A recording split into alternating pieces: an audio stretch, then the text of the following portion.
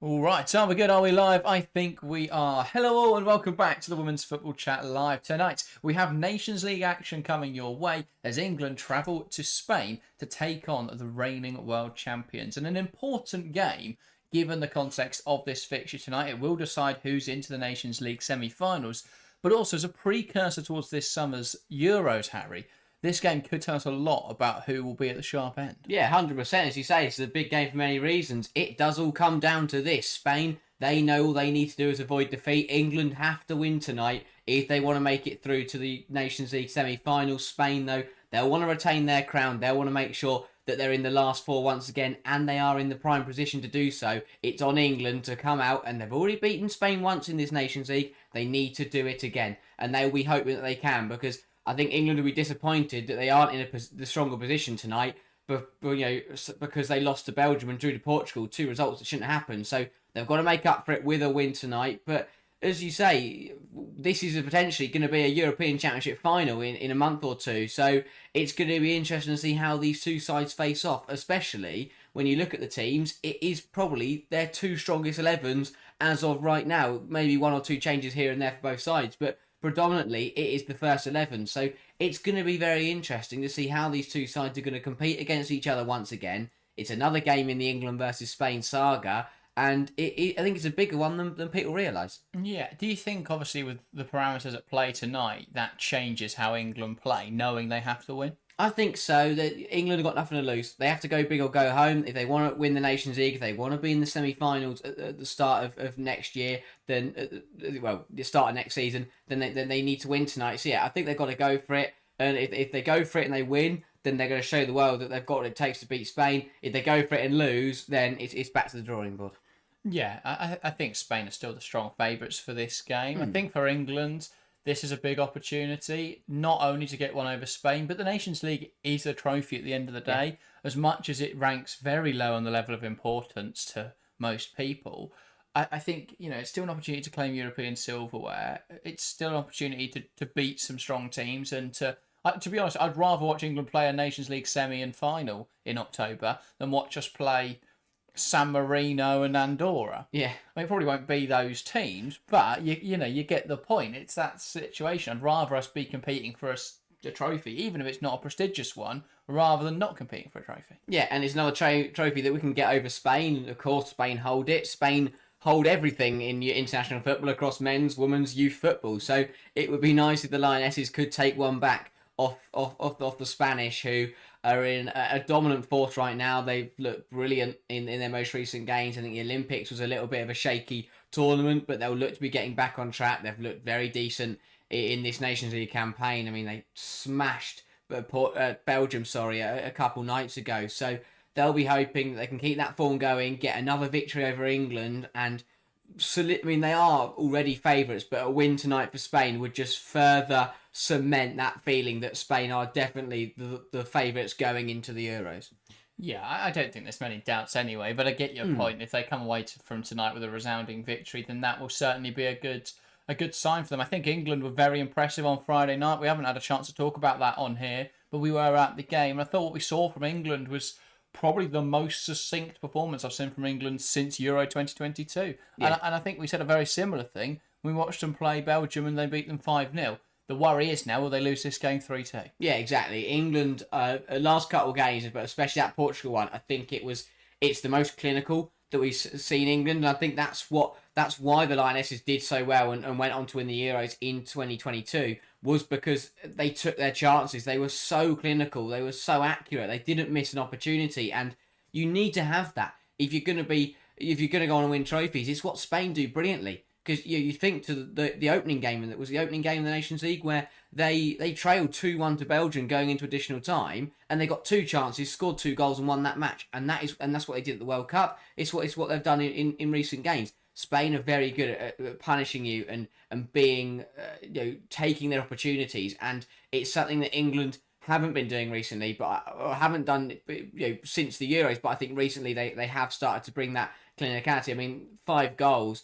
5 brilliantly taken goals, and I think a big 6 goals, but 5 in the first half. I think it was a resounding attacking performance from England. tonight it's going to be we need to see a performance in both thirds of the pitch. Defensively, Morgan and Williamson as a back two were not tested at all by Portugal. Tonight is going to be a different story. I also think when they were tested, those fleeting moments, I think Williamson looked comfortable. I think Morgan showed.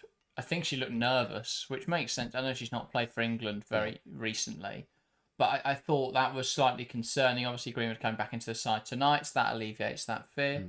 Well, Carter played a lot better than I expected her to as well last Friday.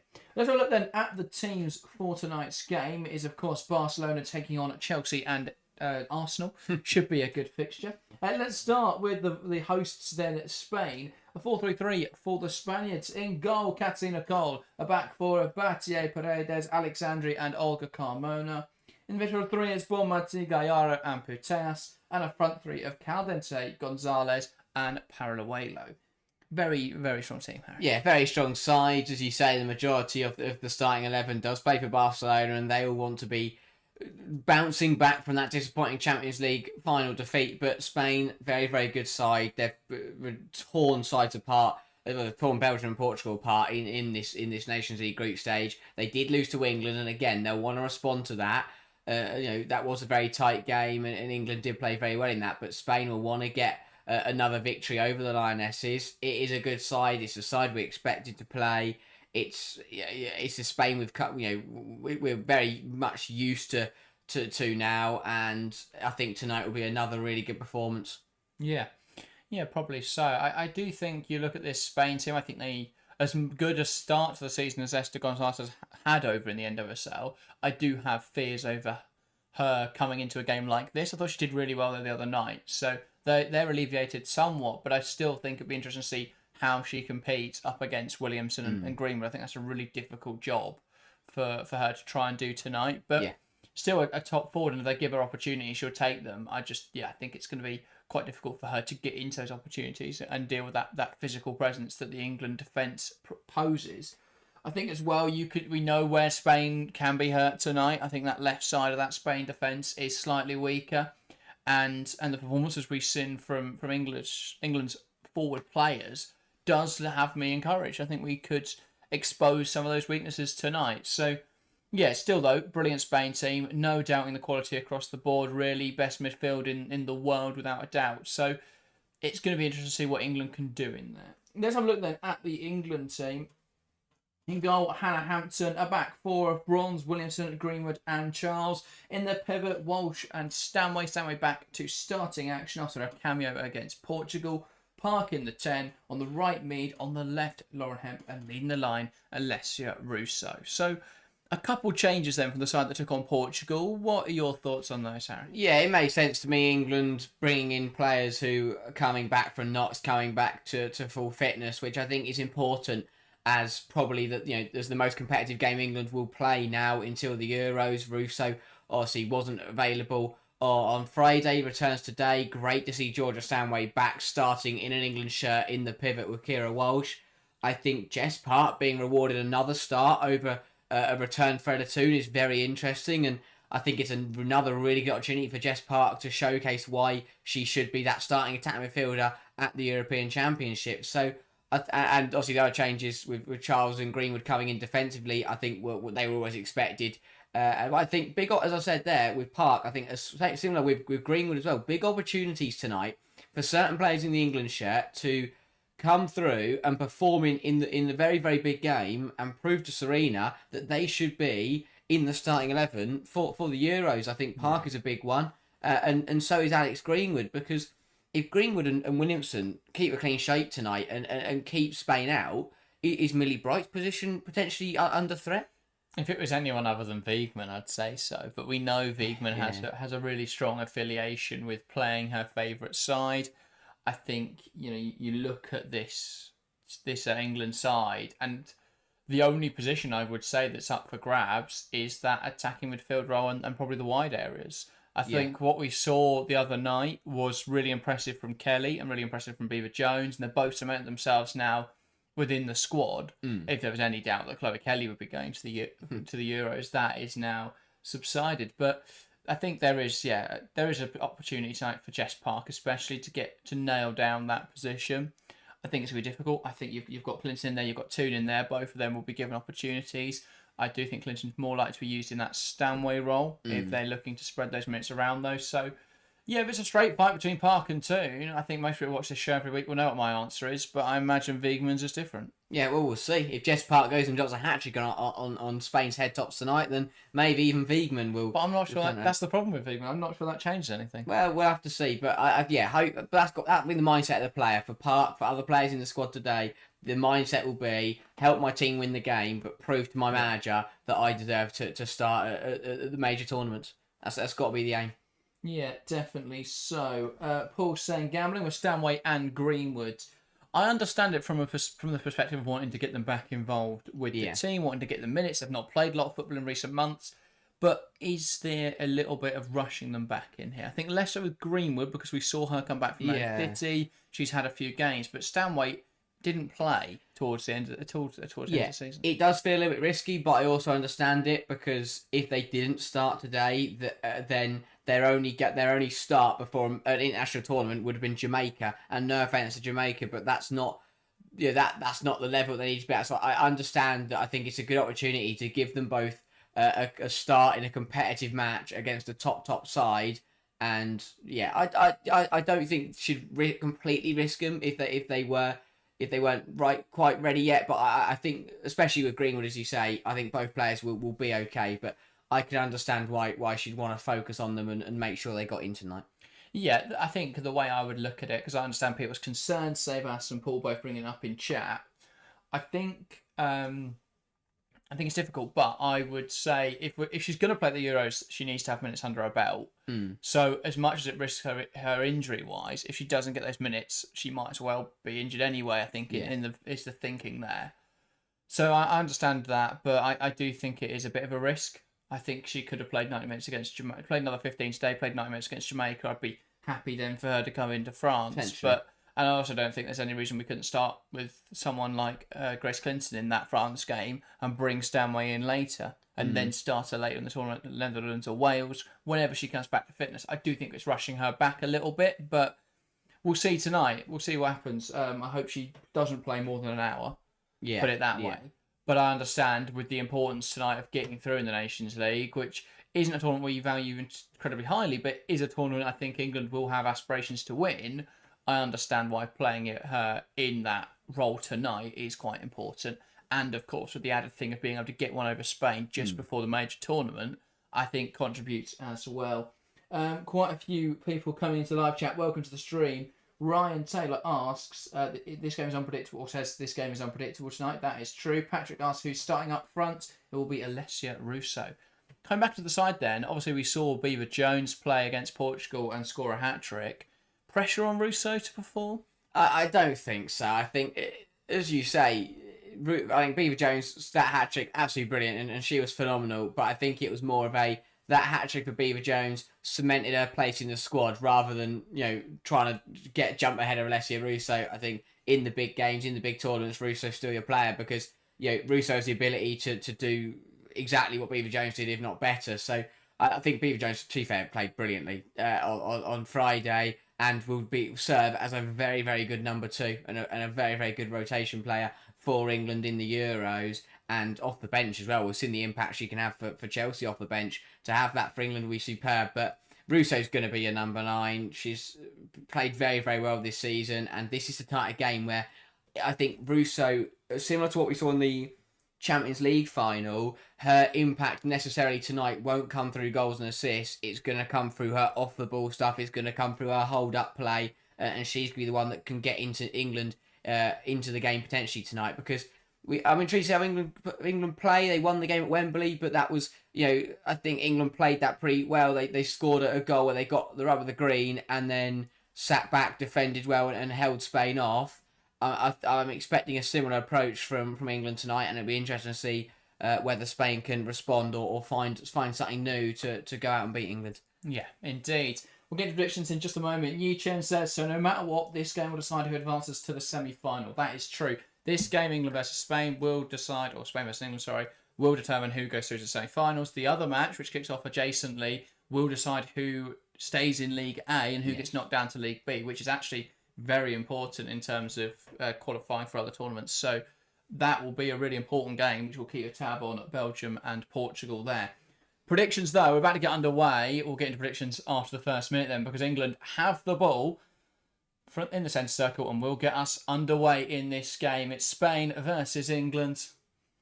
An important game in the context of this Nations League campaign. Just waiting for the referee's confirmation. She blows her whistle and we're underway here tonight. England knock it back for this Nations League decider. Let's get into predictions then, Harry. We'll start here in the studio, but do get involved in the live chat. Just quickly, what is your prediction for tonight's game? I'll go for a draw. I'll go for a 1-1 draw. I think Spain will go through, but it will be a well-contested match. Fair enough. I'm going to believe in England. I'm going to say England 2, Spain 0. I think what we saw at Wembley is that England can compete on this stage. Hoping we'll see similarly tonight. Fair. England in possession then as we speak. Here is Walsh back to Greenwood. And the important thing here for England is to dictate the tempo early on. Get into this game. As we saw between Barcelona and Arsenal, and I know people will get annoyed at drawing the comparisons, but these two sides are incredibly similar considering Spain, 70% of the team is Barcelona. And for England, there's a handful of players, of course, who have played for Arsenal. But what we saw in that game was Arsenal get under their skin early. It's Spain coming forwards early on here. Williamson deals with it. A half-assed call there for handball from Olga Carmona. I'm not sure she knows where the hand is. No. I think Williamson kicked it away. Yeah, England just, as you say, need a steady start, need to get players into the game. I spoke about it there with get Russo on the ball, get her to hold it up, and you know she can get England's 5-10 yards up the pitch. I think Lauren Hemp had a really good game on Friday. She's another player that England need to get involved, and that combative midfield as well. It's really a very good midfield battle today. 6 top quality midfielders on the pitch for both sides. Yeah, you know, whoever can win that midfield battle will get the upper hand in this match. Yeah, definitely so. And the interesting battles as well will come in those wide areas. Bronson Charles up against what will likely be the double up on both sides, with Carmona and with Battier overlapping, but of course the wide players of Paraluelo and Mariona Caldente. It's Paraluelo starting from the right today and Caldente from the left. Does that make sense to you? Oh, that's interesting. I'd have presumed it had been Caldente on the other side, but it makes sense. I think that, well, it makes sense to Tomé, then it makes sense to her, but I think, again, we see it with England as well. When we've seen it with Barcelona, it is chopping and changing. The wingers swap so often. I think it's something we see across a lot of the women's game, is that the wingers do swap over halfway through. So I'd expect to see Paraluelo and Caldente just chopping and changing as the match goes on, both getting a run at both England's fullbacks. Yeah, fair enough. That's probably the best way to do it. I just think if I was Spain tonight, I'd be targeting Bronze's pace now. Yeah, potentially. Trying to just outrun her with Paraluelo. And then maybe put Caldente on there once she's done. Yeah. Paraluelo delivering the ball into the box. It's touchdown chance for Spain. Big save from Hannah Hampton. What a stop from Hampton. Point blank range, Spain with opportunity, but it's England who come away with the ball now. Russo trying to burst away from Bonmati. Bonmati keeps her at bay for now. Pass goes backwards. Here's Charles. Pivots on the ball, looking for a forward pass. Does find Hemp. Great use of the body, and that is a foul in there, and as given as such by Patrick Gallardo. Yeah, really tidy from Hemp, picking up where she left off on Friday. Just reads that Gallardo is right behind her, and rather than try and knock the ball past her, use her body, spins her, and wins the free kick. But England really sloppy from this corner. It was knocked down by Paredes. It fell to Gonzalez. No one in an England shirt deals with it at all, and big save from Hannah Hampton. That's a huge stop to keep this game level, but England just don't deal with it. You can't allow a ball to land in your own. You can't allow the opposition defender to bring it down and a ball to land in your own penalty area. Yeah, and Gonzalez, a player with I believe 7 goals in the NWSL this season already, and they're only 10 matches in, really prolific. You can't give her those sort of opportunities. No. Does she have to do better there? Potentially so. It is straight at Hampton, and Hampton actually she dives left and has to go back on herself to make the save with her right hand, and it is a really good stop, but. Yeah, I think Gonzalez, if she puts that either side of Hampton there, England's keeper's going to do well to get there. Mary Epps is seething right now from wherever she's watching this game. Here is Alexandri. Hampton's going to play a big part. She was brilliant in the reverse game at Wembley, and again tonight, England will need her to step up and make some big saves. Yeah. Paredes now. Knocking the ball out into the wide area. Paraluelo, her touch inside is heavy, and that's one back by Hemp. And now they'll move it around the back again, Greenwood. Nice bounce pass off of Stanway, now Walsh. And this is the problem for England. Spain, very effective in their coverage and how they press. England got to try and find a way through that tonight. And Greenwood just holding the ball, waiting for an opportunity. Now will look to play that pass in behind, looking for the run of Alessia Russo. And that's a really poor touch from Paredes as it takes it off the pitch. And England up a few yards. And what we've got from... I think the problem with this partnership for England tonight, and, well, it's a help and a hindrance, but they're both very similar. Both love that long ball in behind. But the problem is when you've got two fullbacks, or 2 centre-halves, looking to play the same pass every time, does it become too predictable tonight between the two of them? Yeah, potentially. Spain have got to realise that England are going to look to go long quite often. They've done it there and managed to, Russo forced the error and won a throw. But yeah, I think that it does because Spain know if Williamson gets the ball, she's going to go long, and if Greenwood gets the ball, she's going to go long. So for Spain, you know that you don't need to be right up onto England. You can just sit a couple of yards off and wait for that ball to be smashed up the pitch. Whereas if you've got you've got 2 different centre halves there, then one of them Spain have got to go press before they play the short pass. One of them they might try and sit off, and then things can get a little bit messy, and you can get mixed messages there. And the ball in behind now, down the channel for Spain. Williamson will get there though, but she's made a mess of it, and Gonzalez is in now for Spain. Looks to chip the goalkeeper, but it's a wayward effort. Not troubling Hampton in the slightest, but that was a moment there. Williamson didn't deal with that ball and almost gifted an opportunity to Spain's number 9. Yeah, I think Gonzalez got to do a lot better there, but it's a really good ball into the channel. Gives Williamson something to think about, and yeah, just miskicks it. Tries not to go to Hampton and just completely miskicks it, and Gonzalez gets it horribly wrong. Should do better there, really. She just leans back there. She tries to lift it over the goalkeeper. I know she's trying to get that lift for a chipped attempt, but I almost think you want to place that into the far top corner. Hampton wouldn't be able to get there if you get that lift right, but instead she's gone for quite an ambitious chip. Ball down the line now. Battier in a foot race with Hemp, and she shrugged her off well there. Ona Battier tries a forward pass, and now they'll come forward Spain. Gallardo, Bonmati, now back to Battier. Paredes, Alexandri. I have to say, it's been really good to see Lauren Hemp back on a football pitch. Brilliant on Friday and started really well today. Olga Carmona playing that forward pass into Putea. Spain building down this left-hand side. Caldente slipped down the channel. Putea starts to put it into the box. Really good coverage now from Georgia Stanway, who blocks that cross coming in. Yeah, exactly. Really good from Stanway. That's what you want to see.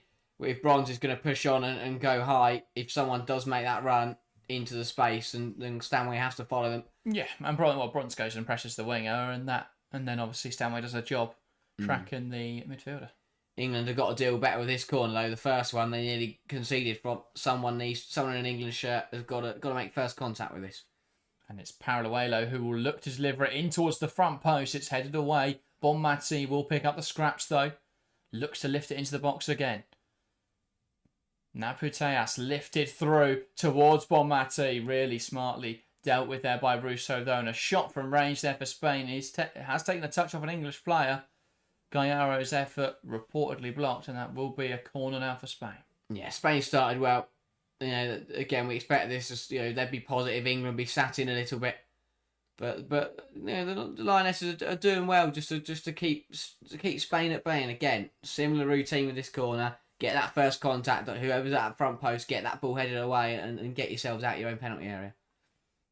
Well, Spain again. It's Paraluelo over the delivery in towards the front post, and again, only one winner as Charles heads it away. Spain though will look to recycle. Ball swung in. That is over hit. Will look to be kept alive here, and that is hands all over Russo there from Puteas. Spain win it. England win it back, knocking it into the Paredes. That will be an England goal kick. Yeah, well managed that by Greenwood. Again, just realises she's no chance trying to play out there or risk and losing the ball. Just smash it into Paredes, who's jumped straight at you and win yourself a goal kick. Yeah, indeed. 10 minutes gone so far. Spain the side putting on more pressure. But it's Hampton now from the back for England. Launches one forwards. And that is a miss-hit pass from Hannah Hampton. She wanted to try and find Lucy Bronze, who'd pushed up high. Couldn't quite pick her out, though. Yeah, it felt like a weird one, that from Hampton. Had a lot of time to play that, get that pass right, and just, didn't seem to hit it as far as she wanted to. Exactly. England have got back possession. Yeah. Spain tried to play a quick 1-2. Bit of a mess up there between, I believe it was Caldente and Carmona. Alexandri knocks it back to Catalina Coll. And now Spain once again will look to play out from the back. Coll. Paredes. Coll again. Now Alexandri. Good opportunity for Alexandri to get familiar with more familiar with her new teammates next season. Yeah, of course. Agreeing a deal to join Barcelona from next season.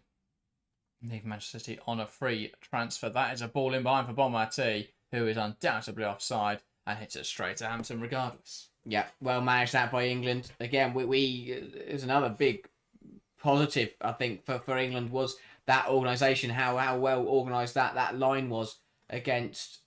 I mean, she's not offside, to be fair. That's a bit harsh, but yes, well managed line by England. Greenwood just times it well. She steps up as Bonmati runs. And... I have to admit, I just called it the same because you look up and she's so... The timing of the run is too perfect in the sense that she looks like she's miles offside. But, unlucky there, Spain, because that really should have been a chance. Ball slipped through beneath Charles. She's timed that run well. We'll look to cut it back now, and that is given offside as well. And I'll be intrigued to see the replay on this one. I think Spain might have got one back there because I think Charles had timed this pretty well also. It's tight between her and the left back, but I think it was just offside. Yeah. Good call from the assistant referee. It's one of those. I think 5 assistants give that offside, 5 assistants play it on. But two end-to-end stuff now. Both sides trying to get that ball in behind and time those runs well. And that's where they can punish each other. Both sides play with a pretty high line. Nice direct ball there from Alexandri to Paraluelo. Well dealt with by Niamh Charles, who made an initial screw-up of it, but did well to recover it. Here is Alexandri, and Spain now, after failing to come down the right-hand side, will look to come down the left. Putas playing it out wide now to Olga Carmona. It's just really interesting to see how Spain are playing already. And I'll be intrigued to see if this is how they do it at the Euros. Ball into the box, looking for Paraluelo. Going to drop towards Bate at the back post. Back towards Paraluelo. Bonmati now. It's stabbed towards Gonzalez. And that is a great reaction from Hampton to scamper out and save it. Yeah, what are England doing? Yeah, a bit messy from England. I think England got... But Spain also were fortunate that the chance stayed alive because someone's got to shoot. Battier just plays a random pass to Paraluelo, lays it to Bonmati, who wasn't shaping to shoot. And it was actually the tackle from Jess Park that turned it into a poked-through ball to Gonzalez, and luckily Hampton manages to smother it. But a little bit messy again from England in their own penalty area. Spain, though, not taking advantage and didn't get a shot from it. So neither side really reading that situation very well at all. No, not at all. But as I was saying before, it's quite interesting how Spain are setting up then, because using Caldente as that left winger, she is drifting inside and Carmona's overlapping. So you get this almost 3-2-4-1 type shape. And having Alexandria as that left centre-back, who is a full-back by trade and quite natural that wide centre-back role, you get quite a solid back three there with Bate and Alexandria, who can both cover those wide areas but also operate a bit like centre-halves. And then Carmona, which is a very smart way to use a left-back who can't defend, playing her almost as a winger. Yeah. So it's quite an interesting way to see Spain set up. It's also more akin, and I think this is something that's only Spain can do. It's more akin to club football, and again, it comes because they've got that understanding. Yeah. You've got 8 players really who play for Barcelona. I know Alexandra isn't there yet, but she will be, and obviously you've got Caldente who was there. So that understanding is really good. If only they had a striker and a left back who were who Barcelona wanted. Yeah, wrong ball there, but like from Williamson. Had Charles wider, had Park running through the middle, but again, basics. You know the ball through the middle is going to get swallowed up by the goalkeeper. that if you go wider there and into Niamh Charles, then that ball's going to get there. England just not making the right decisions at the moment, but as I said, Spain they are playing some really nice football, but not taking advantage of it so far. Bon Martin, lovely movement by the way. Alexandrine now, it's Mariona Caldente. Diarra. So what you've basically got from this Spain system is a lot of fluidity and a lot of flexibility in midfield. Because Caldente comes inside, you've got one more defensive midfielder in Patrick Ayaro, and then 3 players with Caldente, Putas and Bon Martin who are just drifting about. So much fluidity, and it makes it really difficult to handle those players because you don't know who is going to end up where. Yeah. It's a really nice and a very interesting system that Spain are deploying. It's not worrying at all for the other nations, is it? That the best side in the world who already hold the World Cup and the Nations League have found a new and very well established way to play. Well, my fear with it, and there's always pros and cons with systems. My fear with having that much fluidity in midfield is that it does leave them posing a bit more threat in transition, especially with how high Battier is getting at the moment. It's less like a 3-2-4-1 and more with just everyone goes forward apart from you leave 2 back and you don't really have a rest defence. So my only fear of playing this way is that it leaves them vulnerable on the counter. And we did see this at the Olympics. They were vulnerable to transitions. I think especially sides who can hold the ball in their own half invite that pressure on from Spain. Yeah. And then go and break into that space left behind. Greenwood into Charles now. Plays it down the line. Hempel run onto that one. Battier touch tight with her and knocks it out of play. Oh, it does really well there, Hemp, to keep it in. Paredes plays it forward. That takes a nick off. Alessia Russo will drop in there for Gonzalez, who holds the ball up really well. And it's being forced back there by Charles. That's a soft foul. But that is given as a Spain free kick. Yeah, great touch that from Gonzalez. Brilliant hold-up play. Just runs Charles into a corner. The problem is I just think it's not much of a foul, but the action from Charles is just a little bit too obvious. When you put your hand on a player and then they fall over it, it's very easy for the referee to see that as a free kick. But I think this game's played out pretty much as we expected so far. Spain the better side, playing some very decent football, but it's not like England are completely up against it. They are getting on the ball, they are getting in behind, and they haven't got a shot yet, but they're in the game at least. And again, it's exactly what England did at Wembley. Ball into the box now from Carmona. It's blocked, but not convincingly away. Paralluelo looking to try and get a shot away. Charles Keats with her, and Paralluelo sending a shot sailing wide. Yeah, again, Spain. I think that's my biggest criticism of Spain so far is in the final third, just making the wrong decisions. Paralluelo there's either got to just take it quickly, make a quick move, and then shoot, or slowly run it around and pass it. Instead, she slowly runs it around and then has a wayward shot. But again, just Spain, they're releasing the trigger too late, or they're not releasing it at all. Then they need to start shooting earlier if they want to find the back of the net. England are very happy to let Spain get to the edge of the area and then pass it around 10 times and end up winning a goal kick when they eventually just kick it over. Bronze slots it through the legs of Caldente. One back though there, intercepted by Carmona. That was a great chance there for England if Carmona hadn't reacted quickly. Alexandri. Now Catalina Cole. Paredes. Battier. Paralluelo tries to take on Charles. Charles as well just to stand her up. And this is the thing I mentioned earlier with how Spain have set up their wingers tonight. It's not really designed to take on England because you're putting Paralluelo, who I don't think's incredibly technically gifted, up against Charles. And Charles is good enough just to stand her up every time. Yeah. And you've got Caldente up against Bronze and more Carmona up against Bronze, really. Yeah. And at the moment, Bronze is getting the better of that battle as well. Again, I think if you switch them and give Charles a more tricky job and give Bronze someone who is much quicker, that makes it very difficult, I think, for England's fullbacks. Yeah. But then it also sort of changes, it changes so much of how Spain have set up because you then have an inverting winger on the right hand side. So you're not going to stop the fullbacks. So it changes then how you use Carmona and Battier, and Carmona definitely can't be on the left-hand side of a more back three shape. So yeah, they've played tonight with the Euros in mind. I think the only thing they've got to consider is if it comes down to they play England later in the tournament, how do they set up in a way that can break them down? But they are now looking to, with the ball into the box, dealt with just about by England, hacked away then by Walsh, will be kept alive on the far side by Caldente. Here's Gallardo, back to Mariona Caldente. Tries to pick out Putellas, does so well. Putellas turns, now takes aim, blocked by Williamson. And England just hanging on at the moment. I don't think it's on the ropes, but because I don't think Spain have had anything clear cut since the Gonzalez chance. And that wasn't from open. That wasn't from directly from open play. That came from a corner. Yeah, I think that. I mean, it's very interesting to see, especially during that passage there, how little of the pitch was being used.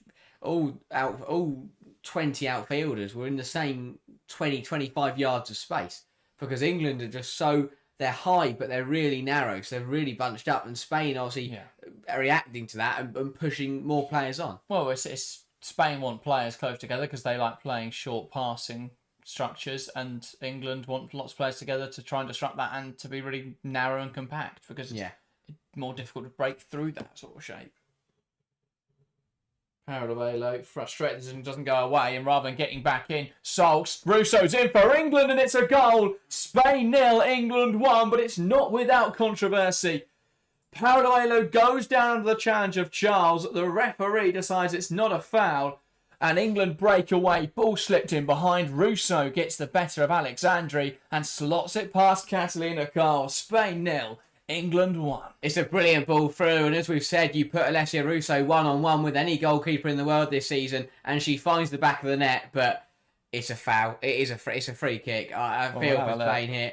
Paradovelo chops it past Charles, and Charles just takes her down. It's a free kick. But Spain have stopped, and that's the problem. It's a brilliant ball through from Walsh. Russo times the run perfectly, and it is a great finish, but Spain shouldn't react like that. That's the problem. Yeah. They don't react to it. They expect the free kick, and one pass plays through their whole team. I'm not disputing the fact it's a foul. I would say it's a foul, but it's a soft one at that.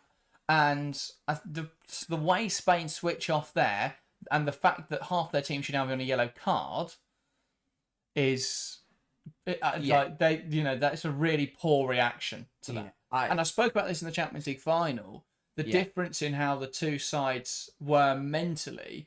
Barcelona, you could tell, were getting frustrated even from early on, because every time they were anywhere near an Arsenal player, they would throw their hands up, they would get frustrated, they'd shout in the referee's face, and the ref had none of it. And Arsenal, by contrast, were really calm. Yeah. And that made a difference, I thought. Yeah, it's a difficult one. I think I agree. I understand Alexandri's frustration. Gonzalez is in, but that looked to be offside. Doesn't matter. She doesn't get there anyway. But I understand Alexandri's frustration, because I think what she's saying is right. When you look at it, the referee had the whistle to her mouth and then didn't blow it last minute, and it's a difficult one. But yeah, I agree. Spain, just because you've had a free kick and yet it hasn't been given, it doesn't mean that the opposition should be able to play one pass through your whole team and suddenly they score. Yeah, Charles just catches Paraguay's back leg, but yeah, Spain really shouldn't switch off. Brilliant finish from Russo. Pokes it past Catalina Cole, and suddenly we're in exactly the same position we were at Wembley, where Spain have probably played the better stuff, but England have taken their chance through a little bit of a bit of a weird goal, a bit of a controversial goal, and suddenly England can now defend. They don't need to come forwards. They've got their goal. Oh, but maybe not if Park's going to keep playing past like that. What we also saw there was what I picked up on a few moments ago in how Spain set up. Too much fluidity in the midfield will leave you vulnerable to transitions, and we saw there Russo up against two players in the back line. So that's only two players you've got to get the better off in terms of the run. Yeah. And the space that Walsh had to find that pass through and then the pass in behind, it's too much. And that's the problem for Spain. If they give the ball away high up the field, if England can turn that ball over when Spain are in their attacking phase, there is so much space to use. And I think that could be a problem looking toward the Euros. Oh, Charles from Charles. Hampton does really well there to react to it, because you couldn't have been expecting that ball to come backwards from Charles's clearance. I mean, Spain wanting a back pass, which is hilarious. But I think England have done really well on Oh no, they want They want handball, handball. which it is maybe. Yeah. It definitely strikes that's the arm. handball. Neve Charles is riding her luck in this football match. Yeah. But yeah, that was definitely an arm from Neve Charles. I thought the bloke on the stairs was going a bit mental when he was reacting. Yeah. Caught a glimpse of a man on the stairs who was running around, threw his cap on the floor and was furious. But that's pretty explanatory. And again, it begs the question as to why we don't have VAR in these Nations League matches. Stanway, well, they can't. That's the answer. I know, but you could have it at games where England and Spain are playing, but I mean, you look at some of the pitches they've played at, the Portugal one we went to. Half the stand was over a main road. that is true. There's no where are you going to put VAR in there? But they're getting it in the Champions League, so now they're doing that. Because every team has to be up to standard. Yeah, so true. every team has to play It's at a their men's difficult stadium, one, but they can't really enforce that. Yeah. They've got to find a balance because, Ball lifted in behind, headed away by Greenwood. Bonmati trying to come onto it. it's weird because I feel Bonmati's got it back. Chance now, right side of Bonmati and takes save, but it's wayward. It's a really weird position because England are winning 1-0, but their goal position shouldn't stood, and Spain should probably have a penalty. Yeah. But that's football sometimes, and it's now about how Spain react to that. It always annoys me when England win in this manner because they've not played badly and the two moments were just sort of a bit freakish. But now, obviously, it's given Spain fans and pundits an excuse, and I find that frustrating because what we've seen in this game is that Spain haven't been clinical enough come forward. They've created one big chance, and that didn't come from open play because they've been too hesitant, too patient. And then we saw them get transitioned on too easily because their system is too aggressive. Yeah. And people will ignore those obvious flaws now because you've got a bit of variance in the game, because you've got those big calls that haven't gone their way. But I don't think a foul 70 yards the other direction means a goal should go in the other end. No, that's the thing. Yeah, if Russo's foul Paredes ran through and scored, then fair enough. But yeah, it's the way that Spain reacted to the foul, and it's the way that Spain have reacted to going 1-0 down. But as you say, we have to treat it as it is. England are 1-0 up. As it stands, they will top the group and they will go through to the Nations League semi-finals. Spain will finish second. And that is what we're presented with after 27 minutes. Still a long way to go. Still a lot can happen. Yeah, indeed. Phil's annoyed because he's missed that first goal. Especially because typical Alessio Russo goal. Imagine every other goal Alessio Russo scored. Or half of them. That was so that was carbon copy of that was the Russo trademark. She's got two types of goal, which are winger gets to the byline, cuts it back, Russo's there, slots it home. Yeah. Or ball played in behind, Russo 1-on-1 with goalkeeper, slots it past her. Yeah, the composure's brilliant. And it's a great ball through from Walsh as well. Andrea says, but that Charles handball. Yeah, no, I agree. That's a penalty. Not a lot I can say on that one. But again, it doesn't change how I view the Spain system. It changes how I view this result. But ultimately, now it's about how Spain reacts. That's got to be a yellow card. Yeah, that's silly poor from Alexandri. I'm not really sure what Spain's complaints are with that one, because that one is a yellow card and a foul. And this is my problem, I think, with both Spain and Barcelona, is there is this mentality issue. And I'd love to hear Spain fans and Barca fans' opinions on this, because I think they watch a lot more of their national side and of their club side. But I think the issue with both of them is their mentality in terms of when they go behind, how they respond to that. Yeah. And I get it, they don't go behind very often, so they don't have to react in that way. But we see, rather than pick themselves up and keep fighting, they resort to getting frustrated, committing more fouls, and it then starts to go the other way. Yeah, I can understand. Obviously, I understand the frustration at the goal, I understand the frustration at the handball, but like that one there, Olga Carmona's protesting for a foul the other way. I don't get how she's doing that. And the problem is, it's a tactic that used to work because refs would be intimidated by it. But I think more and more now, refs are leaning the other way. Yeah. In that if you constantly complain for fouls, they're less likely to give you something. Ball into the box, chance for Leah Williamson. Got to make better contact with that. She was just found herself unmarked perfectly, and the ball was in the right area, but it just didn't hit her head. No. And Spain have looked to break quickly. And it's Aitana Bonmati who's picked up the ball. Slides it into the wide channel. But Greenwood deals with Paralluelo excellently. Paralluelo does really well to keep that on. Didn't think she was going to do that. And then the ball up the line bounces out of play for a Spain throw. Yeah, Williamson with that one. The problem is, it's great bullying from Mead, but because Williamson's like one of the further shoulder rather than the head. Yeah, and she's one of the players closest to Mead. Mead has to dink it rather than kind of put pace on it. Williamson needed to generate the pace herself. Well, also Williamson needs a call there. Yeah, leave it. It's I can't remember now who was running behind, but England had a few runners. If that just bounced in front of the next player, they can just score. Yeah. So again, it's just that communication there. But obviously, it's very difficult to leave a ball when it's meeting you in the air in the penalty area. Ball into the box. Paraguay looking for the back post. Really powerful header away from Niamh Charles. Sent forwards the other direction. That's out for an England goal kick. I have to say, despite the goal or whatever's happened, since that first corner where Gonzalez poked it goalwards and Hampton denied her, England have made first contact with anything that's coming to the penalty area. Charles has done a brilliant job on Paralluelo. Williamson, as that, because they're coming down, Spain are coming down their left every time, so Williamson's the first defender to meet it, and 9 times out of 10, she is making contact with it. Well, maybe sometimes, we've seen with Charles and Williamson that at times it hasn't been brilliant contact, but it's still some contact that is, just taking away from Spain players. Really enjoying, by the way, every time they pan to the crowd, there's someone there with a Jenny Hermoso shirt. I think that's a really nice touch from the Spain fans. My other thing I was going to mention, I keep meaning to bring up every time I see Hannah Hampton. Why is the name set on the green goalkeeper kit black? Is it rather ineligible because it's quite that is silly. illegible. I'd have gone white.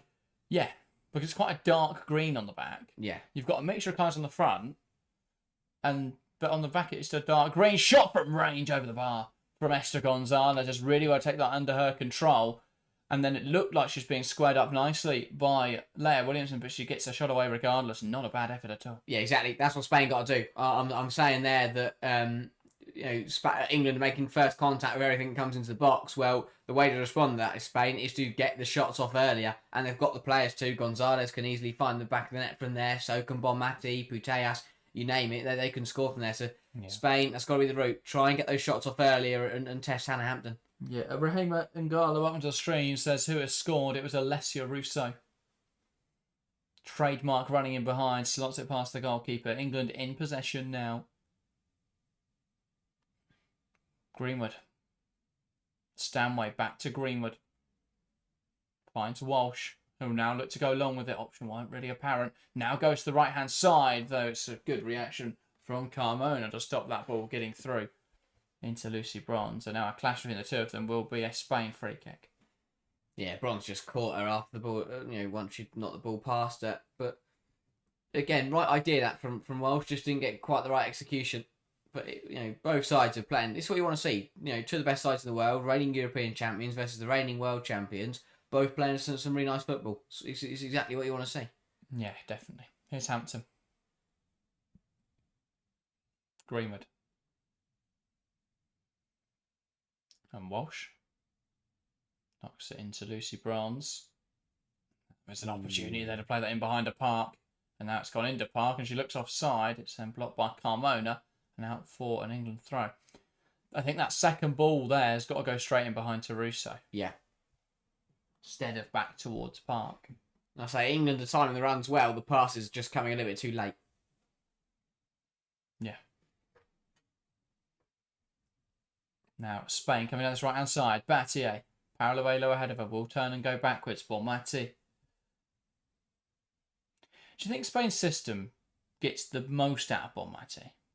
And Barca's actually? No.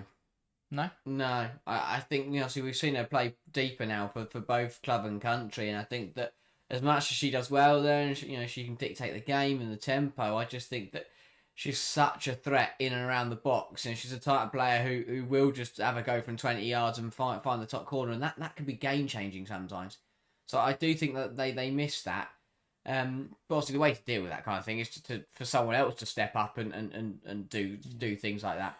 I think it's the simple equation of you've got to fit her and Putellas into the same midfield, both club and country. And you don't really have another option in there for Spain. I mean, Teresa Abelero you'd think would start over Gallardo, personally, if she was fit, but she's obviously out with an ACL still. Mm. And even so, that's probably a controversial take. A lot of people would say that the midfield three that's there tonight is their strongest midfield three. Obviously, you could argue over that defensive midfield position, Yeah. but I think you've got to have Putas and you've got to have Bonmati in there, and you can't have two midfielders who are super aggressive. So I think they're probably not getting the most out of Vitana Bonmati, but it's very difficult to see what else they could do. I mean, what we saw earlier on this season was a different way of trying to fix it from Pere Romieu, which was play Putas on the left-hand side, like they used Mariona Caldente, and then invert her into the midfield. Yeah. So then you have sort of them as your 2-8s or 2-10s, and then you've got a more defensive midfield. Obviously, Barca could do that because they had Walsh and they had Gallardo. Spain, if they had Abelera fit, could play that. But again, that clearly didn't get the most out of Putas. No.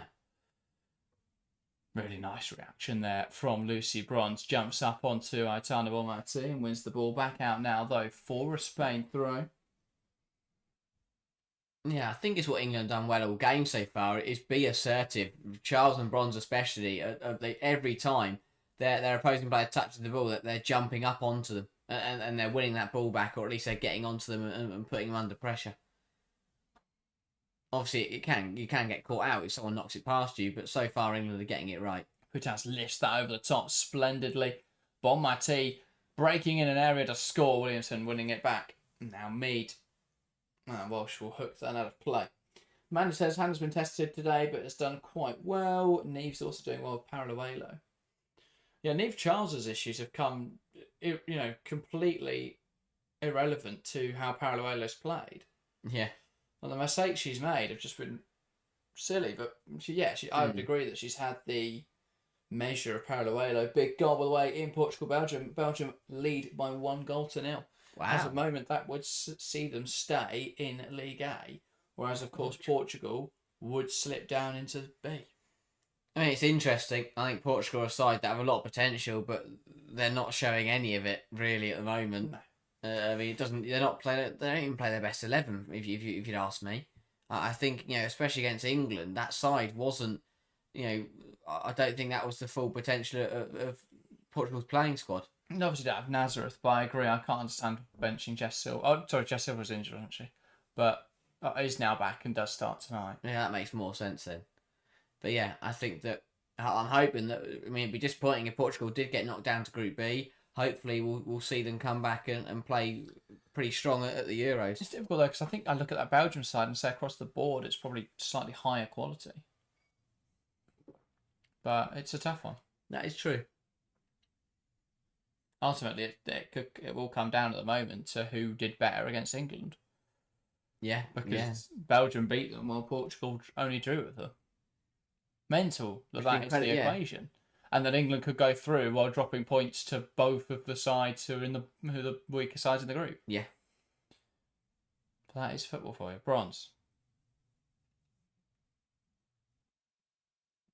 Now Mead, Walsh, Mead again, Walsh and Mead. Slots it in towards Stanway. Stanway lays it off towards Bronze. Lovely move from England in towards the back post. Onabatier able to deal with it well. Lovely turn from Stanway on the edge of the box. Can't quite get a shot away. Bronze lays it off for Walsh. That's blocked, and it looked like the hand of Paredes. And there were some complaints from England, but nothing too adamant. Yeah, the play will continue. Referee was right in front of that. We'll have a replay here. No. Her arm's tucked in, and it just glances off her chest. That's a good spot. But again, good play from England. Well laid off by Bronze, and not a bad effort from Walsh. Big block from Paredes, because if not, that was heading goalwards.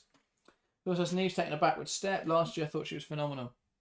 Well, in fact, she missed most of the first half of the season with a shoulder injury, and then came back and wasn't the first choice left back at Chelsea anymore. So I think she hasn't recovered fully from that injury, I don't think, and she's also not played as regularly this season. So I think that has disrupted her rhythm a little bit. But I would still say, when we have seen her, she still looks like one of the top left backs in the league. Yeah, being benched by Sondy Baltimore is no, criticism of Charles' ability. It's more down to how Bonpastor wants 13 to play. Yeah. A left back that's super aggressive. And how good Baltimore's been this season, you can't really complain. But Niamh Charles will understand that, and I think that she's the type of player who will keep playing at a high level and keep working her way back into the side. She can play the same role, just not to the same attacking extent as Baltimore. But I think what she offers you as well is a different profile. Yeah. Which I think Bonpastor will really like because it gives her options. She wants to play a flat 4 that is more comfortable out of possession and a bit stronger. You bring in Niamh Charles. If you want to play a very aggressive side, you play Sandy Baltimore. I think there's nothing wrong with having that. Considering both can do the interchanging roles. Really nice move between Mead and Bronze there now, Park. Walsh does really well to hold on to that pass. Tries to slot one through for Russo. She's in again here, Alessia Russo, and I believe the flag has gone up this time. And that one, arguably, I mean, I think it's going to be tight, to be fair. I mean, that is ridiculously tight. But also, I mean, is there not an argument that hand versus the not an argument that Alexandri has deliberately played the ball there? Yeah. So I think that's another one. Not been a good night for the officials across the board. But yeah, Spain getting away with one there. Sweden running riot, by the way, against Denmark. 11th minute is 3-0. Wow. Blackstenius, Carnreed, and not sure yet with the third, but I think Sweden are always that nation that can. They're always the dark horses. They knocked out the USA. They are permanent dark horses. Yeah. It doesn't feel like they'll ever have the talent, or at least don't, at least in this decade, have the talent to be the best team. But they've got lots of fringe players at top 100%. teams.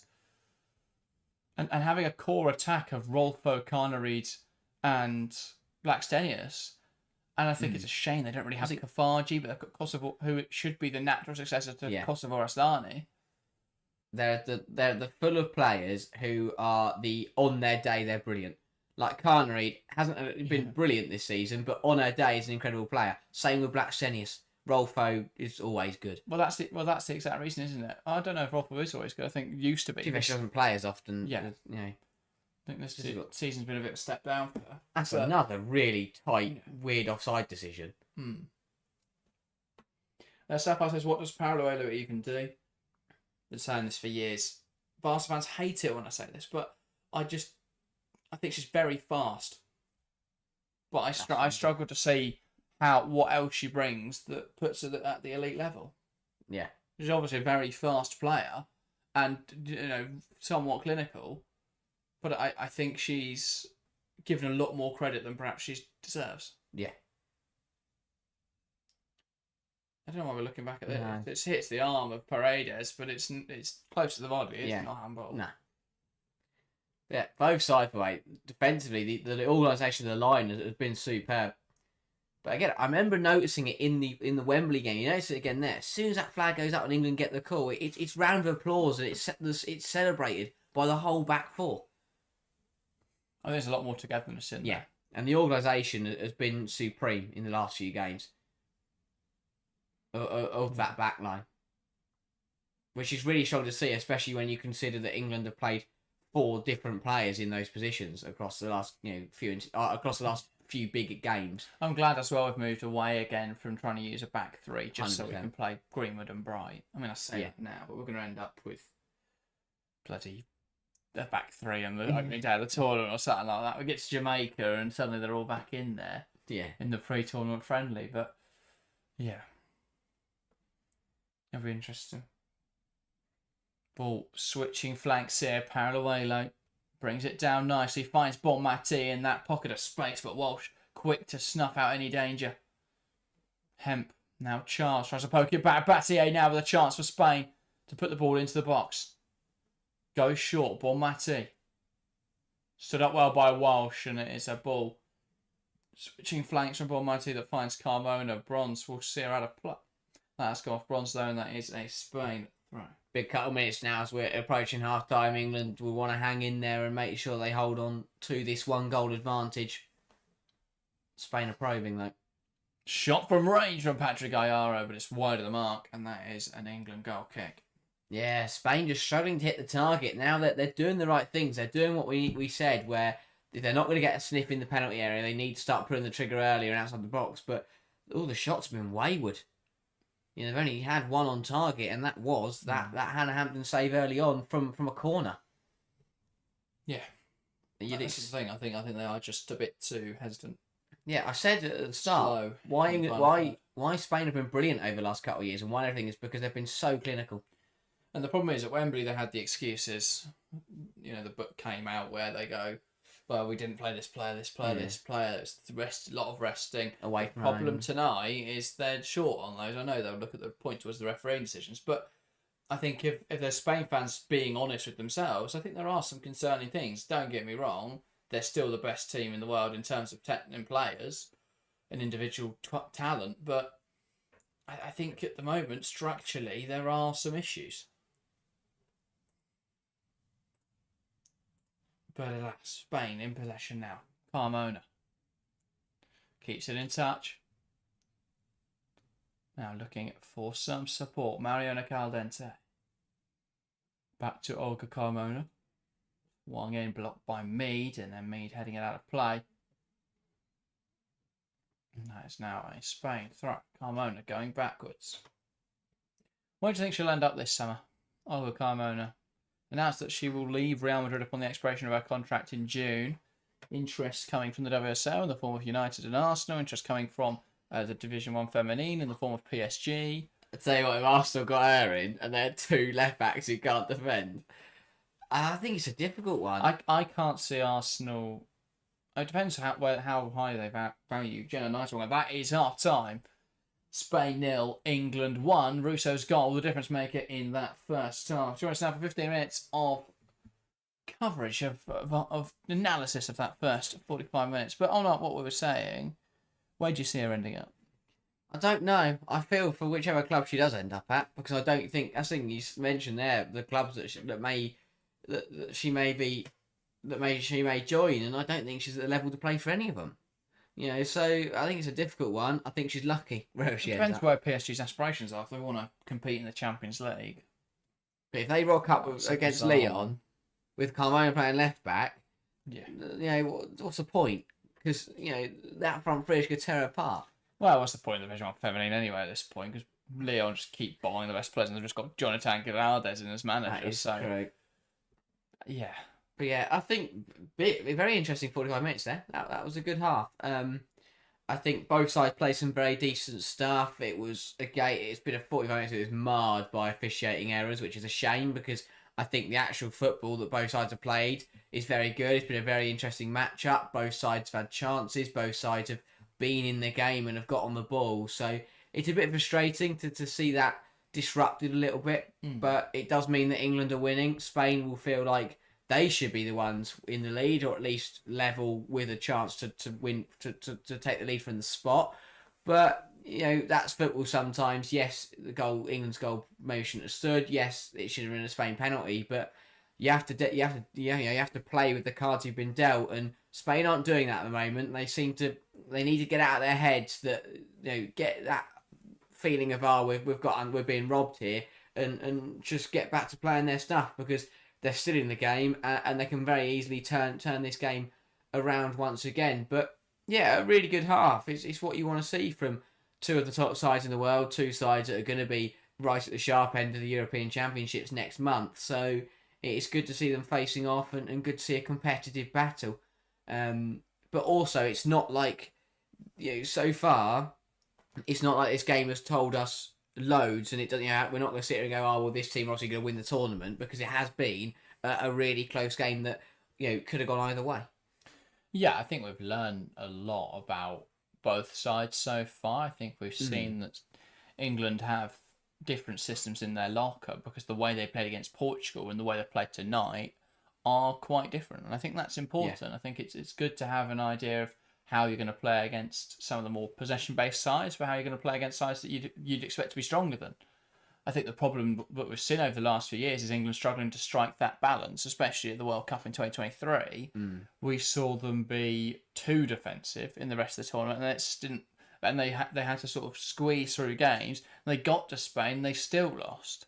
Yeah. So that was a bit disappointing. I think now to have different ways of playing within the same setup, and it's not oh, in this one we're just super aggressive, this one we're super defensive, but it's a difference in mentality, a difference in when to press, when to recover. I think other sides, it'll be more aggressive, a bit more intensity, a bit more urgency. But against Spain, you're happy to let them have the ball for 5 minutes because you know that once they come forward, you can win that ball back. You can then push forwards yourselves and transition quickly. So it's interesting to see how that works out for England. And Maria says, is Bronze 100% fit? She doesn't look entirely comfortable at times when running, and feels like I noticed that too. She seems to be carrying a little injury. And this is part of a problem for England overall, is a lack of depth at right back. Especially now with Ella Morris, who I doubt was going to go to the Euros anyway, but especially with her picking up an ACL injury. What do England do? Do they give Letizia the opportunity, or do they give a minute? Sorry, knowing she's not really a right back, isn't going to offer the same thing that you get from Lucy Bronze, or do they just keep playing Lucy Bronze in the desperate hope she doesn't just her limbs don't fall apart? Yeah. It would have been frustrating for Wiegman because I think that Ella Morris would have started Portugal. You look at the fact that Morgan played and Carter played. Not sure still with how Wiegman is with players. Yeah, but I think she showed in that game that she's happy to rotate. But what we also we've seen across 2 games is that England as a squad have got some brilliant players. We said to start with, Beaver James has just scored a hat-trick. It's on Russo now to go and show why she is England's number 9 and England's leading striker. And she's gone and done exactly that. You give her a chance against the best side in the world, and she will slot it past their goalkeeper. And it was a really well taken finish. I think England individually, I think England have played very well. The defence have had a very, very good game. I think Beth Mead has contributed massively. Again, I think that for Mead, I think there's been a lot of reservations and questions about some of her England call-ups this year. But I think her last 3 performances have been her best 3 of the season. The Champions League final, England, the Portugal game, and this game, in that first half. And it's exactly what you want to see. Because again, when Beth Mead on her day is a brilliant, brilliant player. So it's really good to see that she is starting to deliver her highest quality performances as we get closer and closer to European Championships. And today, although she hasn't, directly contributed in an attacking sense, I think she's done very, very well on that right-hand side, helping out Lucy Bronze. And for the way England want to play, I think Mead was the correct decision to play today. A little bit more disciplined, but when you need her to, can get you up the pitch and quite a physical winger as well. But can hold the ball up out wide and has done well to try and cause Olga Carmona some problems. Yeah, again, I think it's good to have different profiles because you'd assume Kelly now will be that 3rd choice winger. Yeah. It would have been very interesting to see what they would have done had Lauren James not been injured, because I think that makes it really difficult then to choose between her and Hemp or put one of them on their wrong flank. That would have been very interesting, or obviously play Lauren in midfield, but then that opens up a whole other question. So she saved there, Wiegman, in a sense that she doesn't really have to make a choice. And she hasn't had to make a choice all year, so we have no idea where that decision's at. The other thing that could be interesting, obviously, with James, is that she will be back halfway through the tournament, reportedly. Yeah. Also, looking at the foul again, I'm not sure there's definitely contact, but it's more the way that Paraguay goes down the turf. It's a soft foul. The thing that will frustrate Spain is you saw it on the first replay there. The referee practically has to whistle in her mouth, and then she just takes it out again and runs off. And I get the frustration, but there's nothing wrong with that. She's deciding there between going for it and not going for it. Yeah, I suppose, but I think that's frustrating because it looks like she's gonna. It depends, because if they didn't react well, but if they've glanced at the referee and seen that she's gonna go and blow the whistle, and then they've stopped, and then they've gone, hang on a minute, what? She hasn't blown the whistle, and they're back playing again.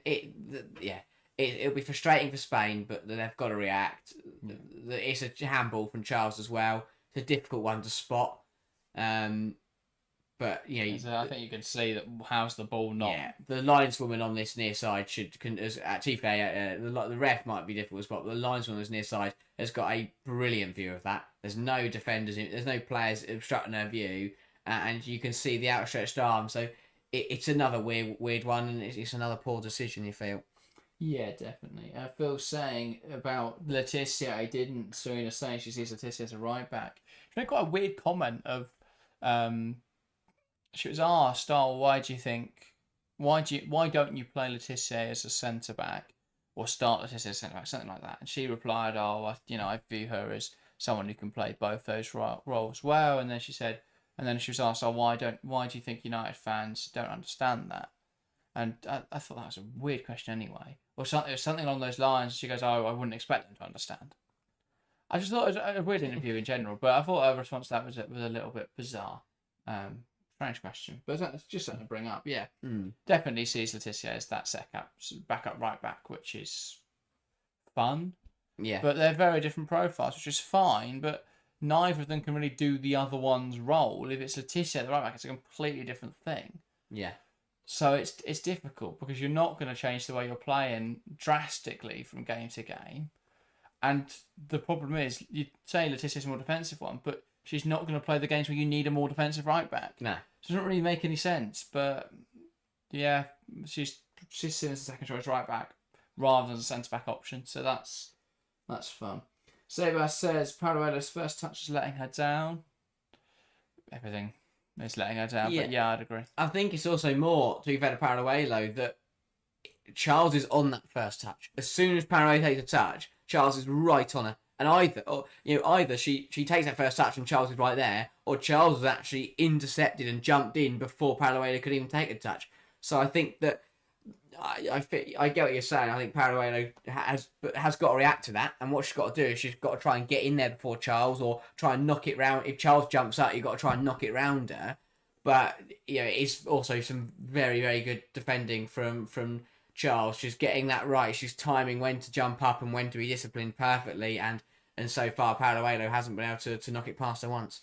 No, not at all. So yeah, it's been interesting to watch.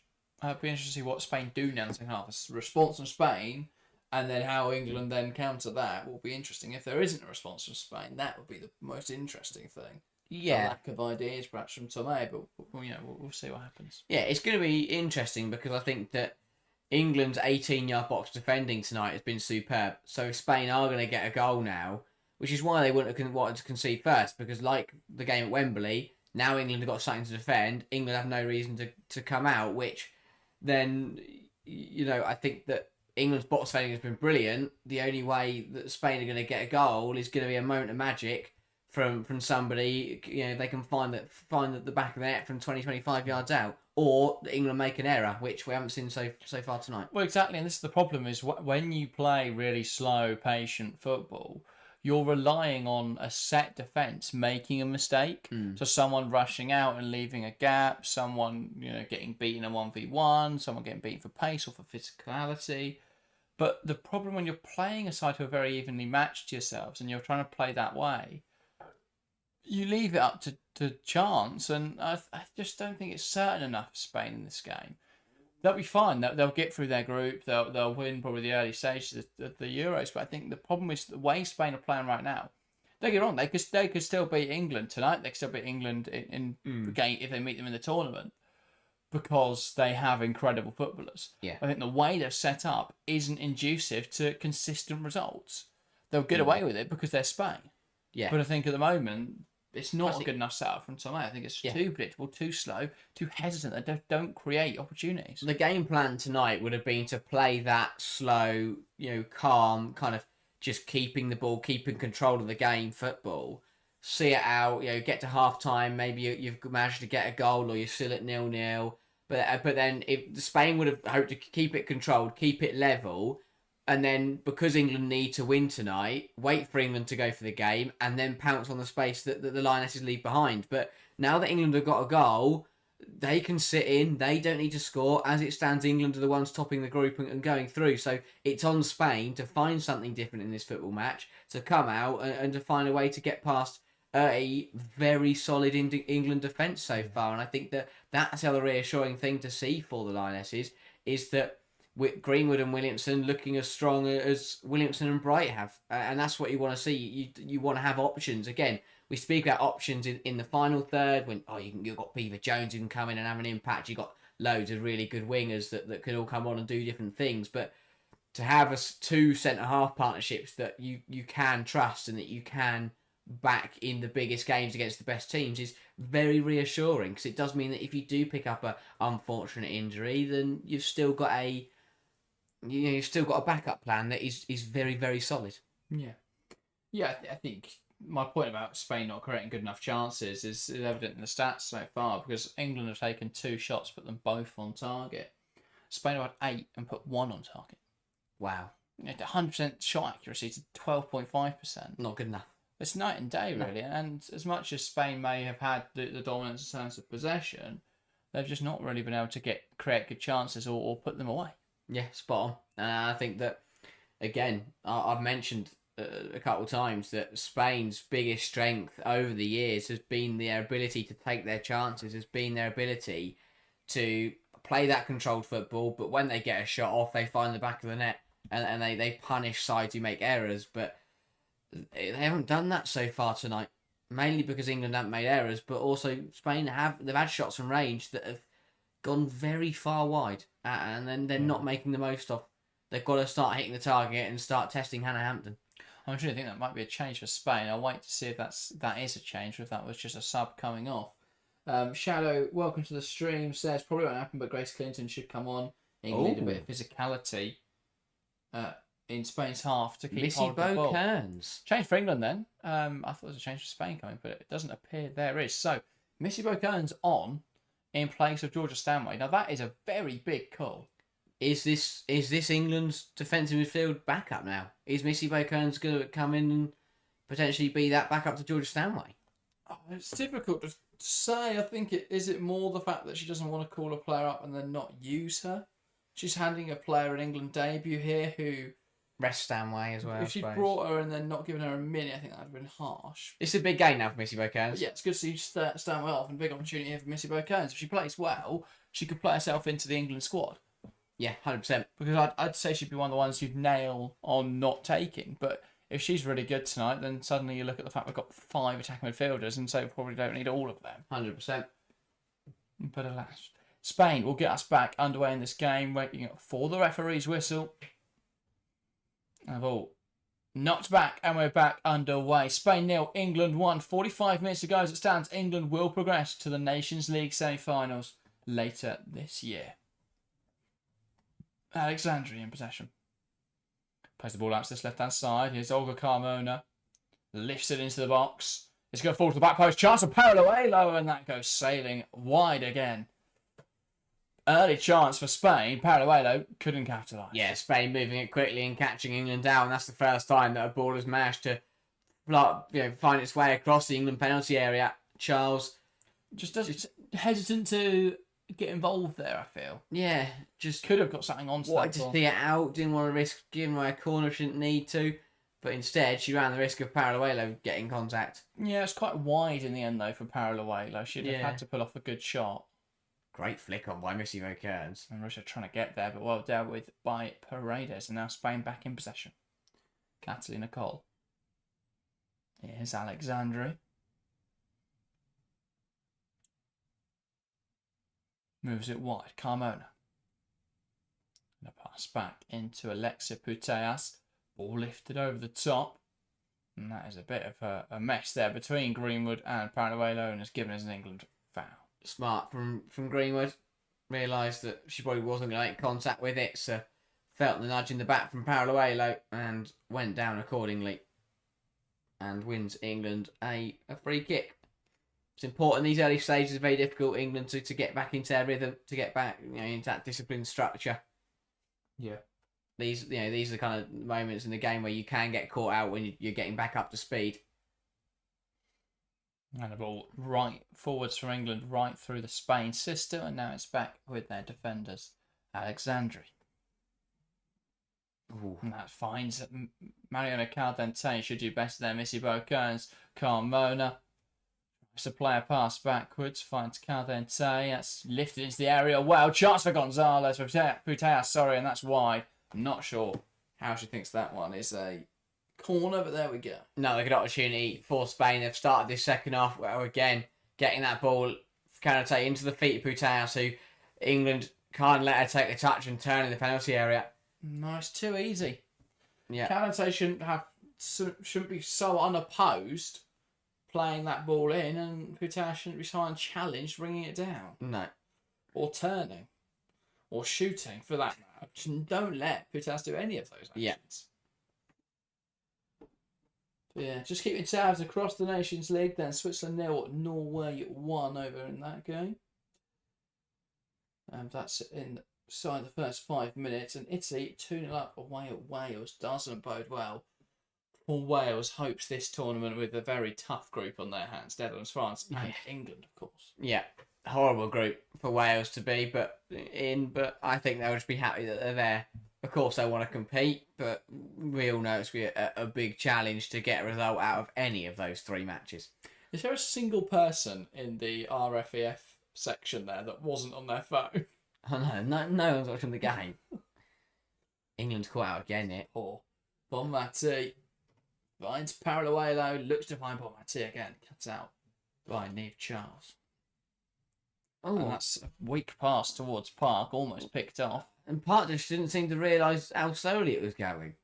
No. England just need to settle down again. For us, should a player on the back. No. Needs to scan better. And England, again, losing the ball here, deep in their own third. Spain with a high turnover. Bonmati, now Parallelo, tries to find Onabatie. Greenwood will just knock out of play. Yeah, the defending doesn't look as convincing as for England since in the second half at the moment. They were under a bit of pressure in the first half, but they look pretty comfortable. But now it just looks a little bit scatty. And a ball into the box now from Spain, looking for Esther Gonzalez, but Hampton claims it well. And then checks that Gonzalez, who launched herself at that, is all right. Well, she doesn't seem to be. Initially holding her knee. I think she will continue. Just getting out. Oh no. Don't know what's happening here. Ref's called on the physio. She says she doesn't need her physios.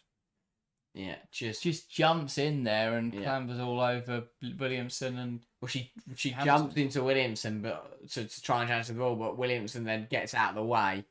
So Gonzalez, who was trying to use Williamson to keep herself upright, ended up just collapsing onto Hannah Hampton and just knocking herself. The way her foot sort of bends there as she makes contact, but she is all right to continue. And so we'll get back underway. Hampton. Missy Bo Kearns. Oh, wow. Scans really nicely, and that allows her to take that turn in there. Now Bronze. Wide option not appealing to her. Walsh. Missy Bo Kearns again. Looks so comfortable on this stage. Lovely turn. Now Bronze. You're playing it's the best side in the world. And your England debut. And you're knocking the ball around like you're just playing in some friendly match. Brilliant. That's out now for an England throw. So you need though. Yeah, exactly what you want to see. Confidence on the biggest stage. And again, bring her to the Euros. Exactly. If Serena sees that, that's what you look for. When you're thinking about those squad players, you need someone who's going to be comfortable to come in and do a very similar job to a very similar level of your starting 11. Long throw from Charles. England just need to start to get certain players back in the game. Get Russo holding that ball up. Get Mead stretching the play and just getting you up the pitch. I think the problem for Missy Bo Kearns is obviously that they're limited to 23. Yes. So England have got to cut 4, and then if they want to bring Bright and potentially Lauren James, they've got to cut another 2. Yeah. But I love It's 27 or 26 for that squad. 27, I'll say. But I love Nikita Paris, but do you need her? With Kelly, with Beaver Jones, if you're going to take Lauren James, probably not. Yeah. Or would you rather an actual defensive midfield option that isn't, if Stanway or Walsh gets injured, Grace Clinton's in the pivot? Yeah, I can't see Aguiman going. No. Can't see with Moy going. Flag will go up. It's going to be offside, and it is indeed. Gonzalez went too soon. Better organisation for England, better management. That was more like the first half. That everyone steps. I mean, Gonzalez doing a different postcode to everyone else. Quite an obvious one to see there for the referee. Another one who will be going, of course, is Marietta. It's not in the squad anymore. Yes, that is true. So, well, maybe it is down to 23 because I don't think anyone was called up to replace her. No, so 26 without her. So that's only 3. Which if that's Aguimang, if that's Wood Moy, And Paris. or Wood and Moy's Mickey a Bird. swap, isn't it? So, Oh, yeah, true. but yeah. Someone's going to miss out. And whoever misses out is going to be a shame. Just one of the strings. I apologise. I don't know what Nations League is. Does it deal with Euros at all? No, not related to the European Championships. It's a league sort of tournament. Basically, you've got 3 tiers: CBA, and the teams in the A tier compete. All the top. There's 4 groups of 4 in the A tier. The top teams all then in the groups then go into the semi-finals and the final. As it stands, England would go through in this group ahead of Spain. So that's why tonight's important. The bottom teams in the group get knocked down to B, and then obviously it works the same with like B going up to A, C, B and C, then swapping around as well. So, yeah. And then in terms of what it means, very little. The only important thing is in Olympics years, the 4 semi-finalists qualify for the Olympics, or the 2 finalists, I think, and the 3rd place winner. Yeah. I want to say qualify for the Olympics. So that's obviously quite important from that perspective. Yeah, because last year it was Spain, France, Germany at the Olympics. Yeah, And Spain. none of them really gave a go at Catalan. No. Spain with the work to do if they want to get back into those last 4. Carmona punts it to Hampton. And now England playing out from the back again. And a 3rd for Italy in the game against Wales. Wow. Oh, England a bit messy. Russo trying to get there. Alexandri wins it though, and now Spain will play out. England... Paredes being forced backwards there by the press of Alessia Russo. Lovely reverse pass into Patrick Gallardo. England seems to be forcing it a little bit. Trying to play it out more often than going long. But in the first half, I thought actually that ball over the top or into Russo's feet worked better than risking playing it out, as we're seeing in this second half now. Panama versus Charles again. England are having possession deeper is the problem. Yeah. They're playing out from the goalkeeper rather than a lot of the time they'd have the ball halfway into their half. But they're not really giving Spain possession deep to then try and head them in. No. And that ball just isn't quite sticking. Pick the ball up and just launch it into the corners that then Kathleen Nicole can't just recycle it. So and Spain then England can get out. They've just been really deep so far. Again, another well-organised line from England. It's really impressive because it's difficult to get it right when you're sitting in and defending to also play with quite a high line. It is a difficult thing to do, but England are mastering it so far. Another 2 changes coming now. Change, as you say. Chloe Kelly and Jess Carter on. Spain have also made a sub, but they forgot to pan down to the subs bench when those happened. Carter for bronze, by the way. Makes sense. And then I guess Mead for Kelly is kind of the change we expected, but I don't know. But another opportunity for Carter and Kelly. But I kind of like this from Wiegman. I think she's reacting to what we've seen in the first 10 minutes of the second half and realising that it's just a little bit flat at the moment. Bring on a double change, both on the right hand side as well, and just provide a bit more energy. Big game for Carter now. Nice flick on there from Hemp. Russo can't quite get there. Battier knocking it back towards goalkeeper Catalina Cole. Now England will press. And Spain coming forwards. Alexandri. Now Mariona Caldente. Not enough on that pass. Carter tries to react. That was a little bit clumsy. Gets away with it. Spain going backwards. Caldente tries to feed a pass through. Here's Jess Carter. Tries to send up the line. One back in there by Caldente. Comes off of an England player. Much to the surprise of England players. Caldente pass inside. Kelly once again will be aggressive. Try and force her back. They do so well. Well managed. Alexandri. Now Paredes, and they'll switch from left to right here. Barcelona to look for the space. Try and stretch that opposition back line. Well dealt with though by Jess Carter. Carmona. Now Caldente. Lovely turn. Boca. Again, England just overplaying it a little bit. And lose the ball. Take same, and it's well over the bar. Yeah. Again, just Carter just opting to take a touch, take another touch, give it back to Greenwood, or Williamson, sorry, just didn't get enough on it. And ended up giving it to Calentay, but luckily it was wayward. Here comes the change to Spain, though. Claudia Pina coming on for Paraguay. This is a change we expected to see. Yeah. And we say it time and again. I feel for Pina because I genuinely think she's better than Paraguay. Yeah. For Barcelona and on the international stage, she is second behind Stan Paraguay. But an opportunity for the UWCL top goal scorer to show her quality. Because Spain need a goal in half an hour. The problem what Barca have done this season is they wanted a more clinical striker than Paraguay, someone who can actually hold the ball up and change the way they play. So they brought in Eva Payol. But Paraguay is not good enough as a winger. No. She's just incredibly fast and an okay finisher. Especially one-on-one, but you don't really get that as a winger. No. Phil says, Letitia really isn't going to get a go, it seems. Shame to say, but I'm not going to doubt Serena yet. I think it's a shame we don't see Letitia at all. I think the fact she wants to use Carter over there speaks volumes. Yeah, that's really bizarre to me. Because I love Jess Carter, brilliant for Chelsea, legend for both club and country, but is she at the level right now? Nowhere near. She should be marking that. I think it's a difficult one. Again, different players for different jobs. Yeah. But most times you'd pick great shots for Claudia Pina. And Spain are level.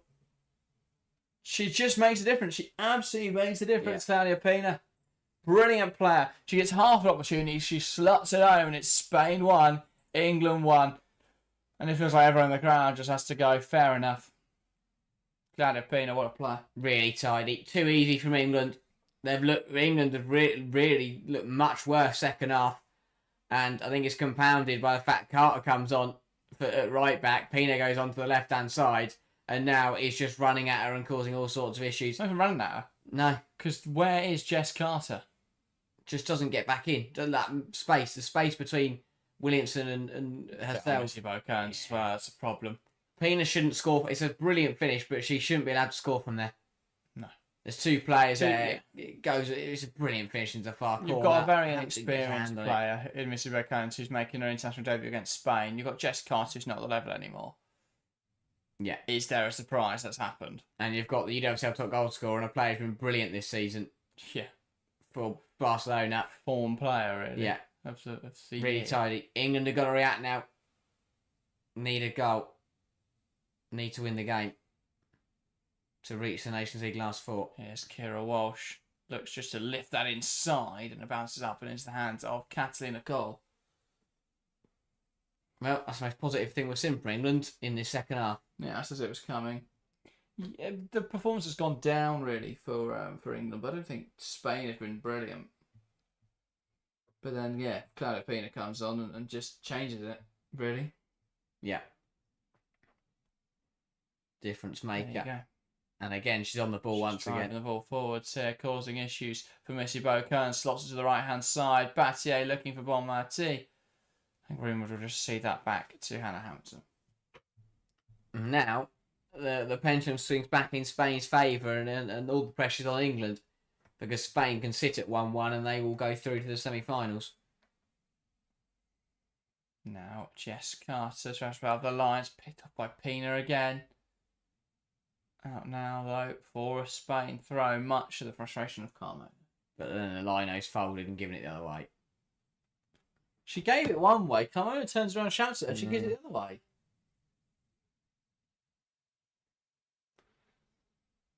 Carmona. Back now to Paredes. Gallardo, now Paredes. Alexandre. Onabatier.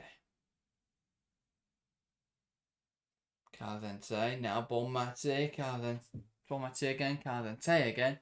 Next entry. Finds Brutas in the pocket. Lovely movement.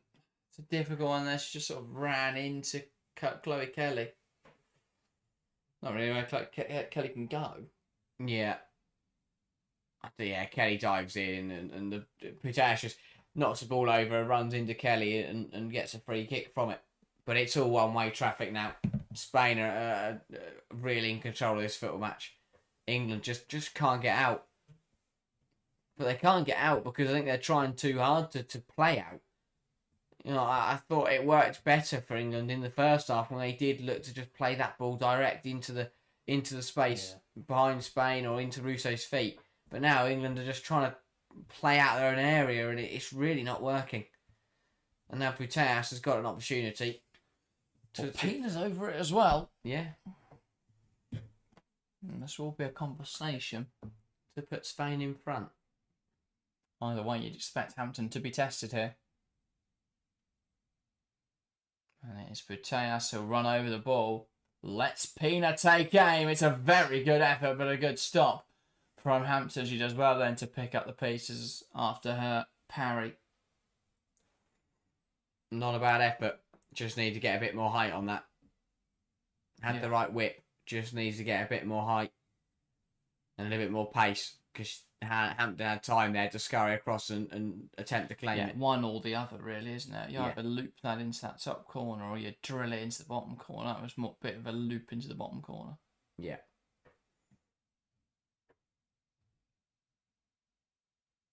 Does well, draws the free kick. And again, England can definitely find something from this game. And you like to think they will get a chance to go back in front. But they've got to find it. They've got to up the performance. Still plenty of time to find themselves a goal. 25 minutes is enough.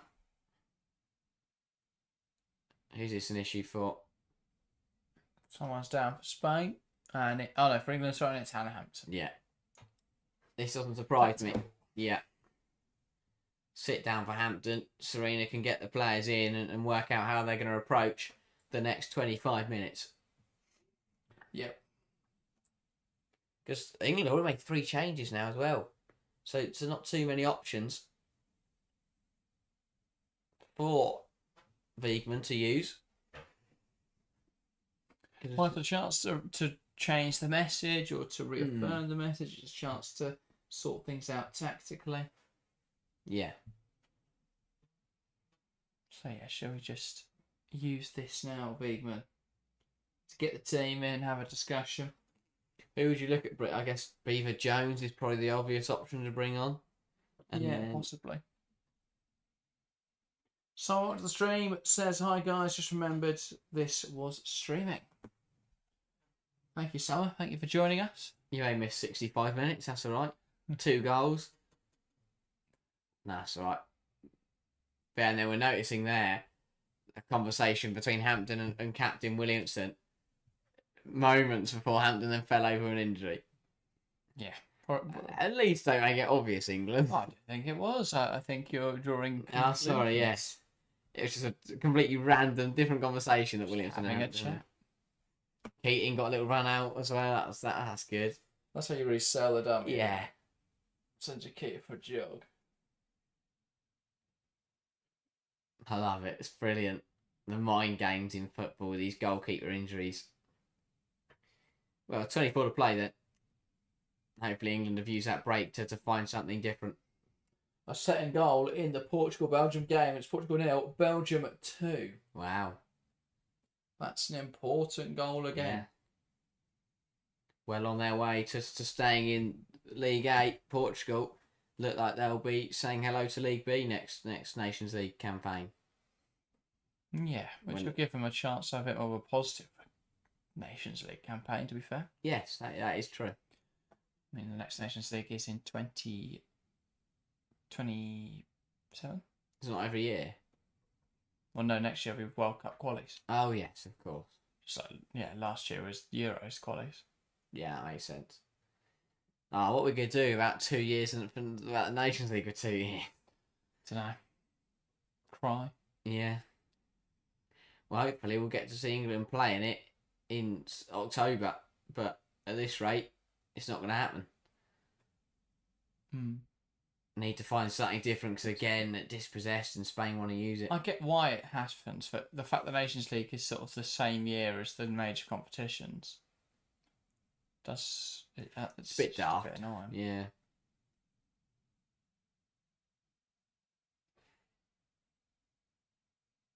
But yeah. Spain know they're in no rush. They want a goal. They want to win the game on paper, but a draw is enough. And for England, this is where it starts to become frustrating when you think about the loss to Belgium and the draw to Portugal. England could have been in a position where this game didn't matter. If they'd won, they could have gone 5. They'd have been 3 clear of Spain if England had beaten Belgium and beaten Portugal. Yeah, it's been a messy group stage. England have no one really to blame for themselves. They got it right against Spain at Wembley. I feel like they've done well tonight. They may end up losing, but I think they've done well. Yeah. But ultimately, they lost and drew to signs they shouldn't, and the difference is Spain scored 11 goals across 2 games against Portugal. Yeah. Well, England drew with one at the away game. That's Ooh, poor Greenwood. from Greenwood. Chance by Gonzalez, just wide. That is a right mess up from Alex Greenwood, but she's got away with it. Ball just goes under her foot, apologising to her teammates. Just lapsing concentration, that. And this is what I mean, errors start to creep in, and that's what Spain take advantage of. Just go to track the ball, and it just goes under her foot. I mean, Gonzalez was expecting a corner, and oh no, she wasn't. I was about to say she was right to, but it didn't take a touch off Williamson. It was a really curved effort. What ball one up pitch here by Battier. Now Pina takes aim. It's a hell of a goal again from Claudia Pina. The difference maker in these games. Spain 2, England 1. The game's been flipped on its head by Claudia Pina. Hell of a player. 2 ridiculous goals. And this is the thing that I say about Spain. They've not played particularly well tonight, but they've got players who make the difference. 100%. As seen right there. Not a lot that could be done about either of those goals. Just ridiculous strikes from Claudia Pina. Time and time again, we've seen it from Pina this season. We saw it against Chelsea. We've seen it in this game tonight. If you give her half a yard to work with, she will just take it past you and score. Again, she shimmies it past Missy Bokearns. It was Hemp gets herself some space, and that is just incredible. It's Hemp coming deeper to receive it, who then gets picked off. And then the pass across to Pina, and she goes past Missy Bokearns like she's not even there. Lets fly, and it's in off the post. Hampton could do nothing about either of them. Just ridiculous. Absolutely ridiculous from Pina. That's the thing Spain have. They can play really poorly, but then they've got players that just make the difference. They've played well today, I think. They've done well on the ball, and They've struggled to create clear-cut opportunities, though. Yeah, but again, I think England got one and just haven't really probed at all since then. You can say the second half for England is that the way England have played has been all wrong. I don't get why it's changed for even. The way England have, the mentality of we'll hold on to the ball now rather than play the way they did in the first half, which was to give Spain the ball but deeper. And there's been no reaction, and Spain want more. Summer finishing second means nothing. It means we will play friendlies in October rather than playing in the Nations League. But yeah. Yeah, it's a really frustrating one, especially leading today. Should have never lost to Belgium. Should have never drawn to Portugal. But yeah, it's 2 polar opposite halves for England. Brilliant in one, and then it's like there's been 2 different sides to put on that England shirt tonight. First half you couldn't fault them, and now just struggling, really struggling. And Spain that were on their way to win this pretty comfortably.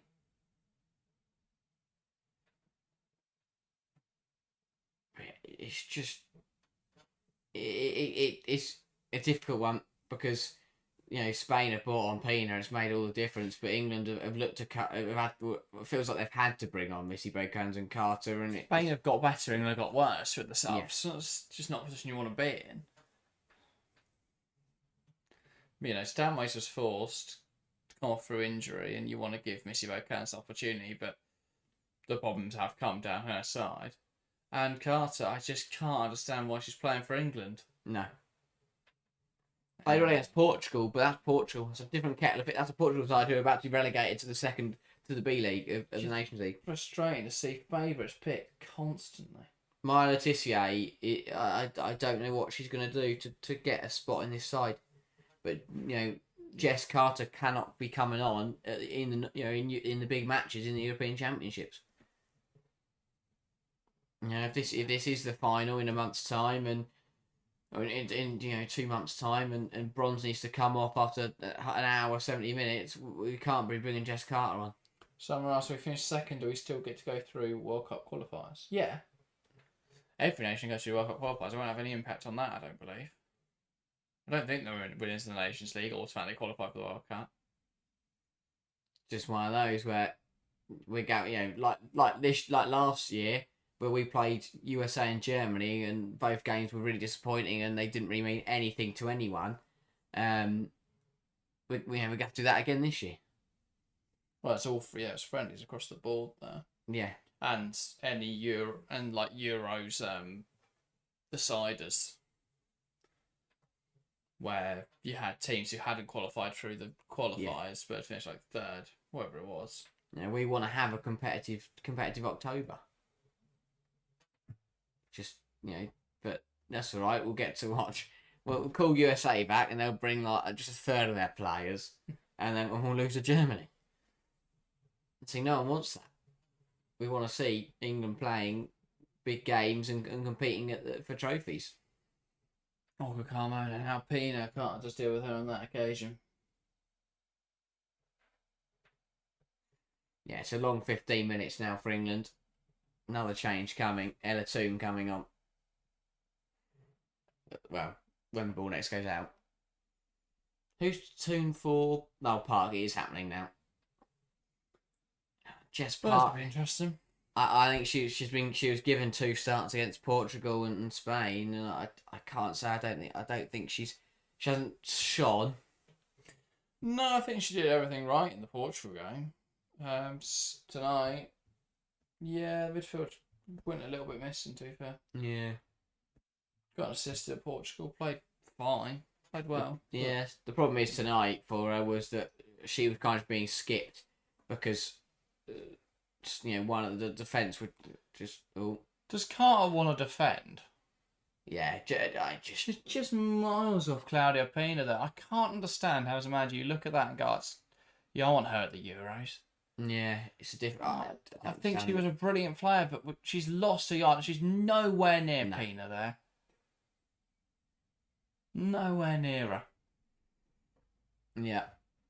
And it's worrying because that's the thing we talk about, having to axe players in the squad. It might feel a bit harsh, but that's another ball that's gone out from Hannah Hampton. But yeah, I think that the Carter shouldn't be in that bracket of nailed on, but she seems to be, and that's just so wrong. Even if she's going to the tournament, Maya Letitia, if I was her, I'd just say I wouldn't bother. I wouldn't bother anymore. Because if you're watching performances like this get played ahead of you, I'd be furious. Pina beating Carter once again. Passing him had to. And Pina here waiting for her to commit. Plays it inside, Puteas. Pina. Now Paredes. Battier. Caldente. Bonmati there trying to burst into some space. Nowhere to go though. Dealt with well by England. Oh, just tracking that run nicely. It's a shame that such a positive first half has been kind of dampened a little bit by a really poor second half. Yeah. Because in that first half, England played very well and showed that they've got different options and they can compete on all fronts, and they're a very well ran unit. Charles does really well there. A little bit of a foul from Caldente. Wasn't given. She did well. Or from Battier. She did well to recover it. Yeah, good stuff from Charles. He's had a good game. Done well on that left hand side. Kept whoever's running at her quiet. Was parallel away low. He's now Caldente. Here's Pina. Lovely turn from Bonmati there to get away from Walsh. Gayaro. Carmona. And now it's smashed all the way back to Catalina Cole. Yeah. You're right to see England's inability to hold this game. But ultimately, it's in the Nations League. Spain's goalkeeper shirt. Is it just the light, or is it 2 different shades of yellow? Yes. Well, it's like beige, isn't it? Why? Like, it just looks really bizarre. Like, the chest is yellow and the rest of the kit's like a beige. Yeah. They've used the same, I think, for both goalkeeper kits. Alright. I can come forwards nicely here. And Russo is on side here. Players queuing up in the box. And that is dealt with just about by Paredes, but that's a corner.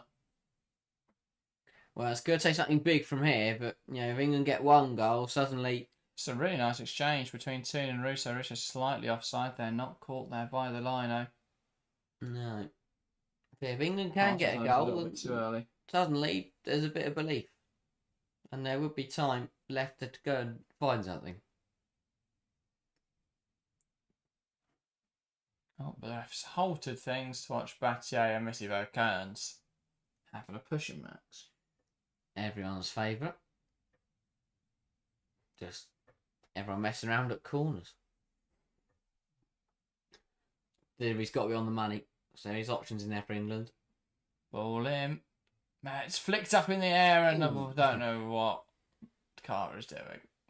Well, Flown in there on Catalina Cole. someone's got... I think England have got to do better with that. It's a good opportunity. Who's it falling there to? It's Missy Kearns, isn't it? Yeah. But heads it down and up. Heads it down back up. Just can't quite turn it forwards. Carter throws himself at it and doesn't get anywhere near it. 10 minutes left. Garcia, the player, being ready for Spain.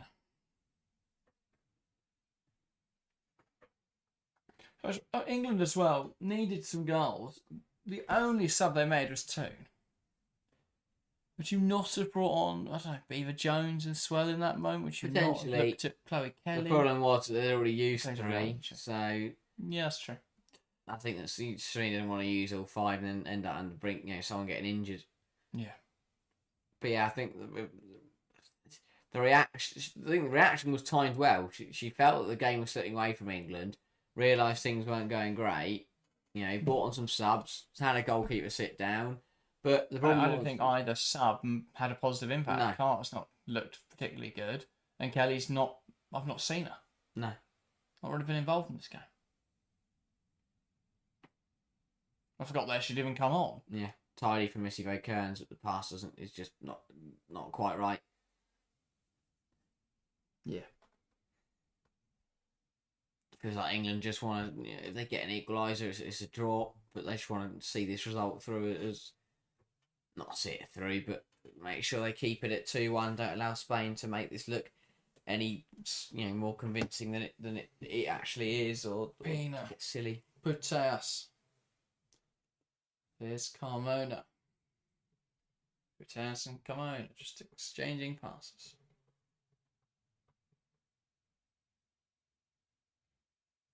Puteas is just so good holding that ball in there. Yeah. Carmona, no idea where their right back is. That's why from Esther Gonzalez.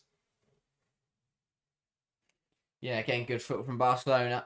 Good ball in. Gonzalez just heads wide. Now comes the change. Garcia coming on for Gonzalez. So that will be Spain's number 9's last contribution. Yeah. Not a bad game. I think she's got in the right area at the right time. She hasn't been able to execute the chances. Yeah, look lively. I think I doubt her ability to be that high, that clinical, high volume goal scorer for this side. But ultimately, Spain should be fine. Yeah, They've got enough goals in this game. Having someone who can hold the ball up, bring others into play is a handy addition. Yeah, definitely. And against sides, Brilliant turn from Missy Kearns, and she throws herself into trouble. And Yeah. commits a foul to get out of it. I think very raw from Missy Kearns, but I think she's played with confidence, which is nice. Yeah. It's a really smart term, and then just overplays after that. Yeah. Runs herself into trouble. And pick yourself up a yellow card for her troubles. Which is not what you want to do. But yeah, just overruns it. I mean, to be fair, she does get kicked by Pina as she goes in for it. Oh, maybe no, I think Pina actually misses it, to be fair. She just goes in on Gallardo. Oh, yeah, she's definitely gone for Gallardo. Phil says Carter's really struggled. Looks way off it, to be honest. 100% agree. And as Summerchick says, Letizia would have been so much better. Sapphire says Alexandra may be suspect defensively, but her passing is pretty nice. This is exactly why she's at Barcelona. Yeah. You know, she can play every Liga F game and it'll be fine. Let's be interested to see what they do. If they do lose Magpie Leon and Ingrid Engen, yeah, I think that significantly weakens them. Rolf I wouldn't be so concerned about anymore, because I think Esme Briggs is a really nice option, but that's another player they'd have to replace.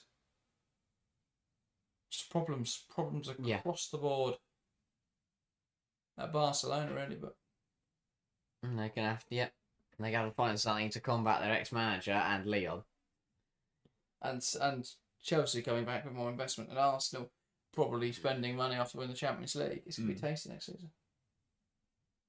But yeah, that's why Alexandra's been brought in. She can play every league game fine. She can cover centre back and right back, which helps because at the moment their right back covers Marta Torreon. I think I'd rather have another option. Yeah. Giroud just scored for Netherlands 1-0 against Scotland. Germany lead Austria by 2-0 after 9 minutes. And Sweden have a fifth against Denmark. 5-1 in that game. Wow. Yeah, they're coming into the Euros on some strong form then. Yeah. But again, they're a type of team who can take out a giant. Depending on the draw. And depending on the giant. And depending on the giant, yes. That's the important thing when you're fighting a giant. If it's Goliath, then he's easily beatable. David murked him. David had him.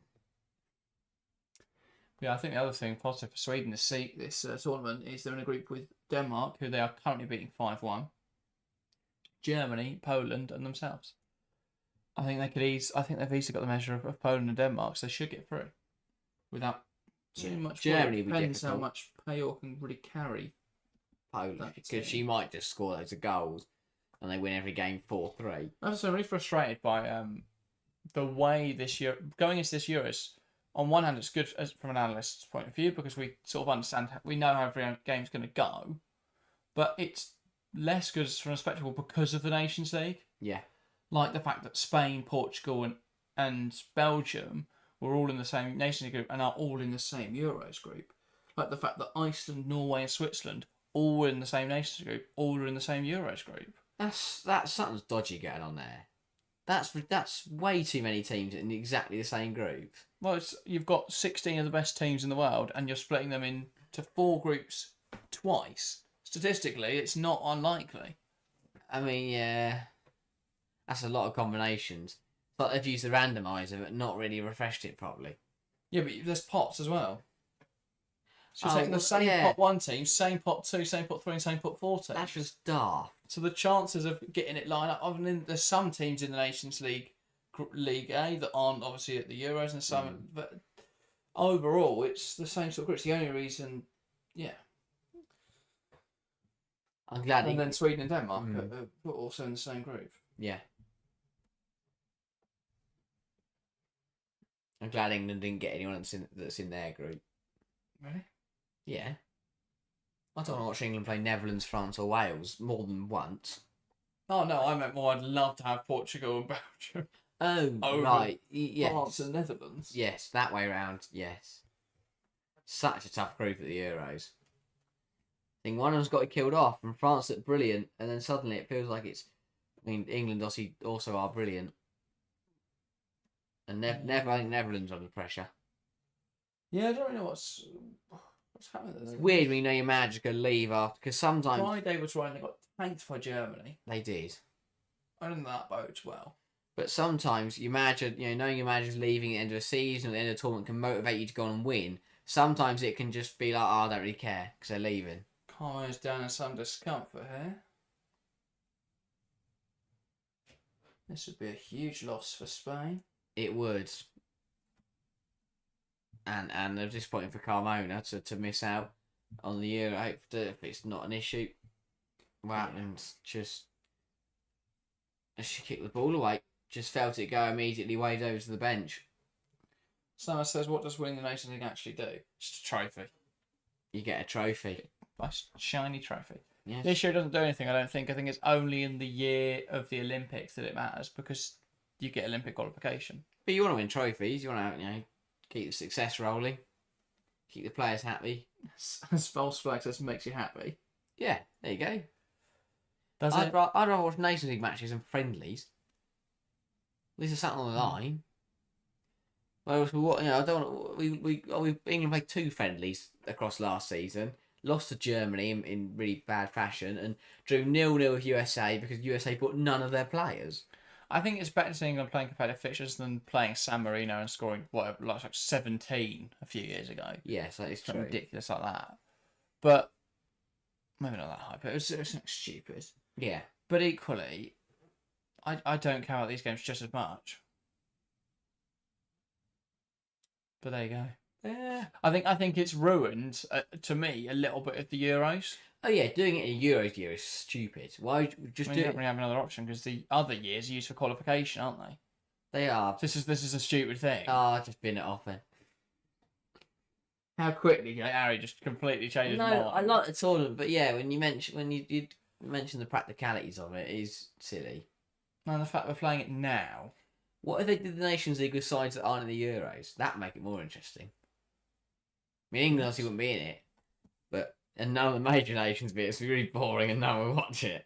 Okay, that's that idea. And then all the teams that are left would have to play friends against each other, so you'd have the same problem of the top team having to play each other. Maybe we just move all the international breaks around, so we don't have to play one now. Well, that should also happen. Or you take out the October one, so they don't have to play mid-season. No, the problem with they should definitely have the October internationals. Why? And November internationals. You've got to play some international games. Yeah, but I'll just take out the April international break, and why on earth we're playing May when we've got a Euros here? It's mental to me. June. This is June. We're in June now. Oh, May, June. The first game was in May, the second was in June. There you go. Does that satisfy you? Thank you. Anyway, it's got added on 6. Well, it would be a brilliant turnaround of England to find a win from here. But the problem was the problem that the women's game has is the Olympics. Yes. Because there was because of the Olympics, you just have really weird schedules of how. But I love that tournament. I don't know actually. I was thinking there'd be an international break there, but there wouldn't. I had a great time watching the Olympics a couple of years back. Well, a couple of years back, it was last year. No, I don't know. From Calente. But yeah, last year was the Olympics. That's fine. That was a great tournament. Brilliant. Rather watch Club World Cup, to be honest. Because bar the World Cup, it's the only other opportunity you get to see all the sides across the world for competing. We got USA and Japan. Oh, well done. You take away the sanctity of the World Cup. What's the point of the World Cup? Oh yes, okay. I want to see a Club World Cup personally. I think what they're doing in the men's game, don't care because the men's game is so Eurocentric. It will always be won by a European team because they're the richest and the concentration of talent there is so much higher, and so we won't ever see Botafogo win that competition. We're going to see Wydad Casablanca win it. In the women's game, it's much more interesting because you've got the NWSL. Yeah. And South America's got some decent teams as well and players. So I think that would be so much more interesting. And the J League as well. You've got teams across the world in the women's game who are really strong.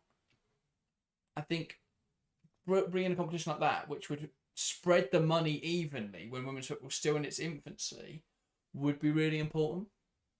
Yeah. I think now men's football's cool. Yeah. The money only really matters for the European side, so they can you can spend it. Put a key in the trophy and it unlocks. I think for the women's game, it'd be so much more important, and we'd get to see competitively games like Gotham FC playing Chelsea and stuff like that. Yeah. Which I think would be really interesting. So I think the argument for Club World Cup in the women's game is so much stronger than in the men's game. And yet they've delayed this first one because of the Olympics. I think that's a huge shame. I'd rather see the Club World Cup than the Olympics, personally. And then you'd have Euros and like your Copa Americas, your WAFCON, your tournaments like that 1 year. Then you have a Club World Cup year. Then you have the World Cup. Then you have nothing. Yeah. That's a nice 4-year schedule, I think. But Is it actually called WAFCON? yeah, Women's AFCON. Oh, It's Euro. yeah, no. Euro. WAFCON. Whopper America. It's not that. Whopper America. Not real. Wakoppa. Whopper America. To be fair, it is the land of the Whopper, isn't it? So Yes, indeed. Chance now for Spain. Spain has taken the mick. It's been 2. Well, because England need 2 goals. So Yeah. it's just, well done. Spain aren't going to risk coming forwards, you know, and England getting 2 goals. You know, when we start talking about the Whopper America, it's Yeah. And WAFCON. Asian Cup. They just sound, even Euro sounds funny, doesn't it? Yeah. Well, it's because you say it were Euro. It doesn't sound as weirdly. Yeah. Weird. WAFCON's funny though. And if you put the W on the end, it would sound the same. Have we got WAFCON's got to be there? Coming up. I've never heard of WAFCON. It's like, I've also heard of the Women's African Cup of Nations. I've never heard in that context. Missy Vokern's dispossessed once again. Spain put it in the box. Bonmati brings it down. Bonmati has a shot, saved by Hampton.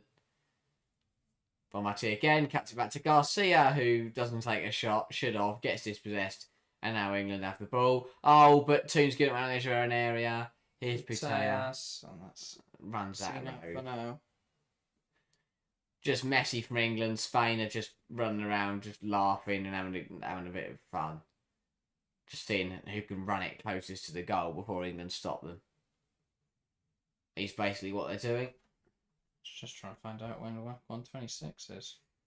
And well, home fans are going to be well chuffed with what they've seen. Spain will progress through to the Nations League semi-finals. England, once again, will miss out. It's March. Same month as the Asian Games. That's going to be really bad for Man City. Because they won't have any of their players. No, because they don't have Shaw. No, they will have Shaw. Yeah. But they won't have any Asian players. They won't have any Asian players. Well, I don't know when the other... I have to think about that one for a minute. What's the North America Gold Cup? Yes. Or as you call it, the Whopper America. 30 seconds left. Spain. They come forwards. Pina, wrong side of Carter again. Oh, it's Battier this time. Now here's Pina. No, they have got a Women's Cup America. Doesn't get a hat-trick. Big tackle from Toon. Corner ball. It's called Copa America Femenina. That's rubbish. Should be Whopper. It should be Wakoppa. And like... WAFCON. Just sounds brilliant, doesn't it? Although that's on July, August time. When? 12th of July is the 2nd of August. Oh, what, this year? Euros, yeah.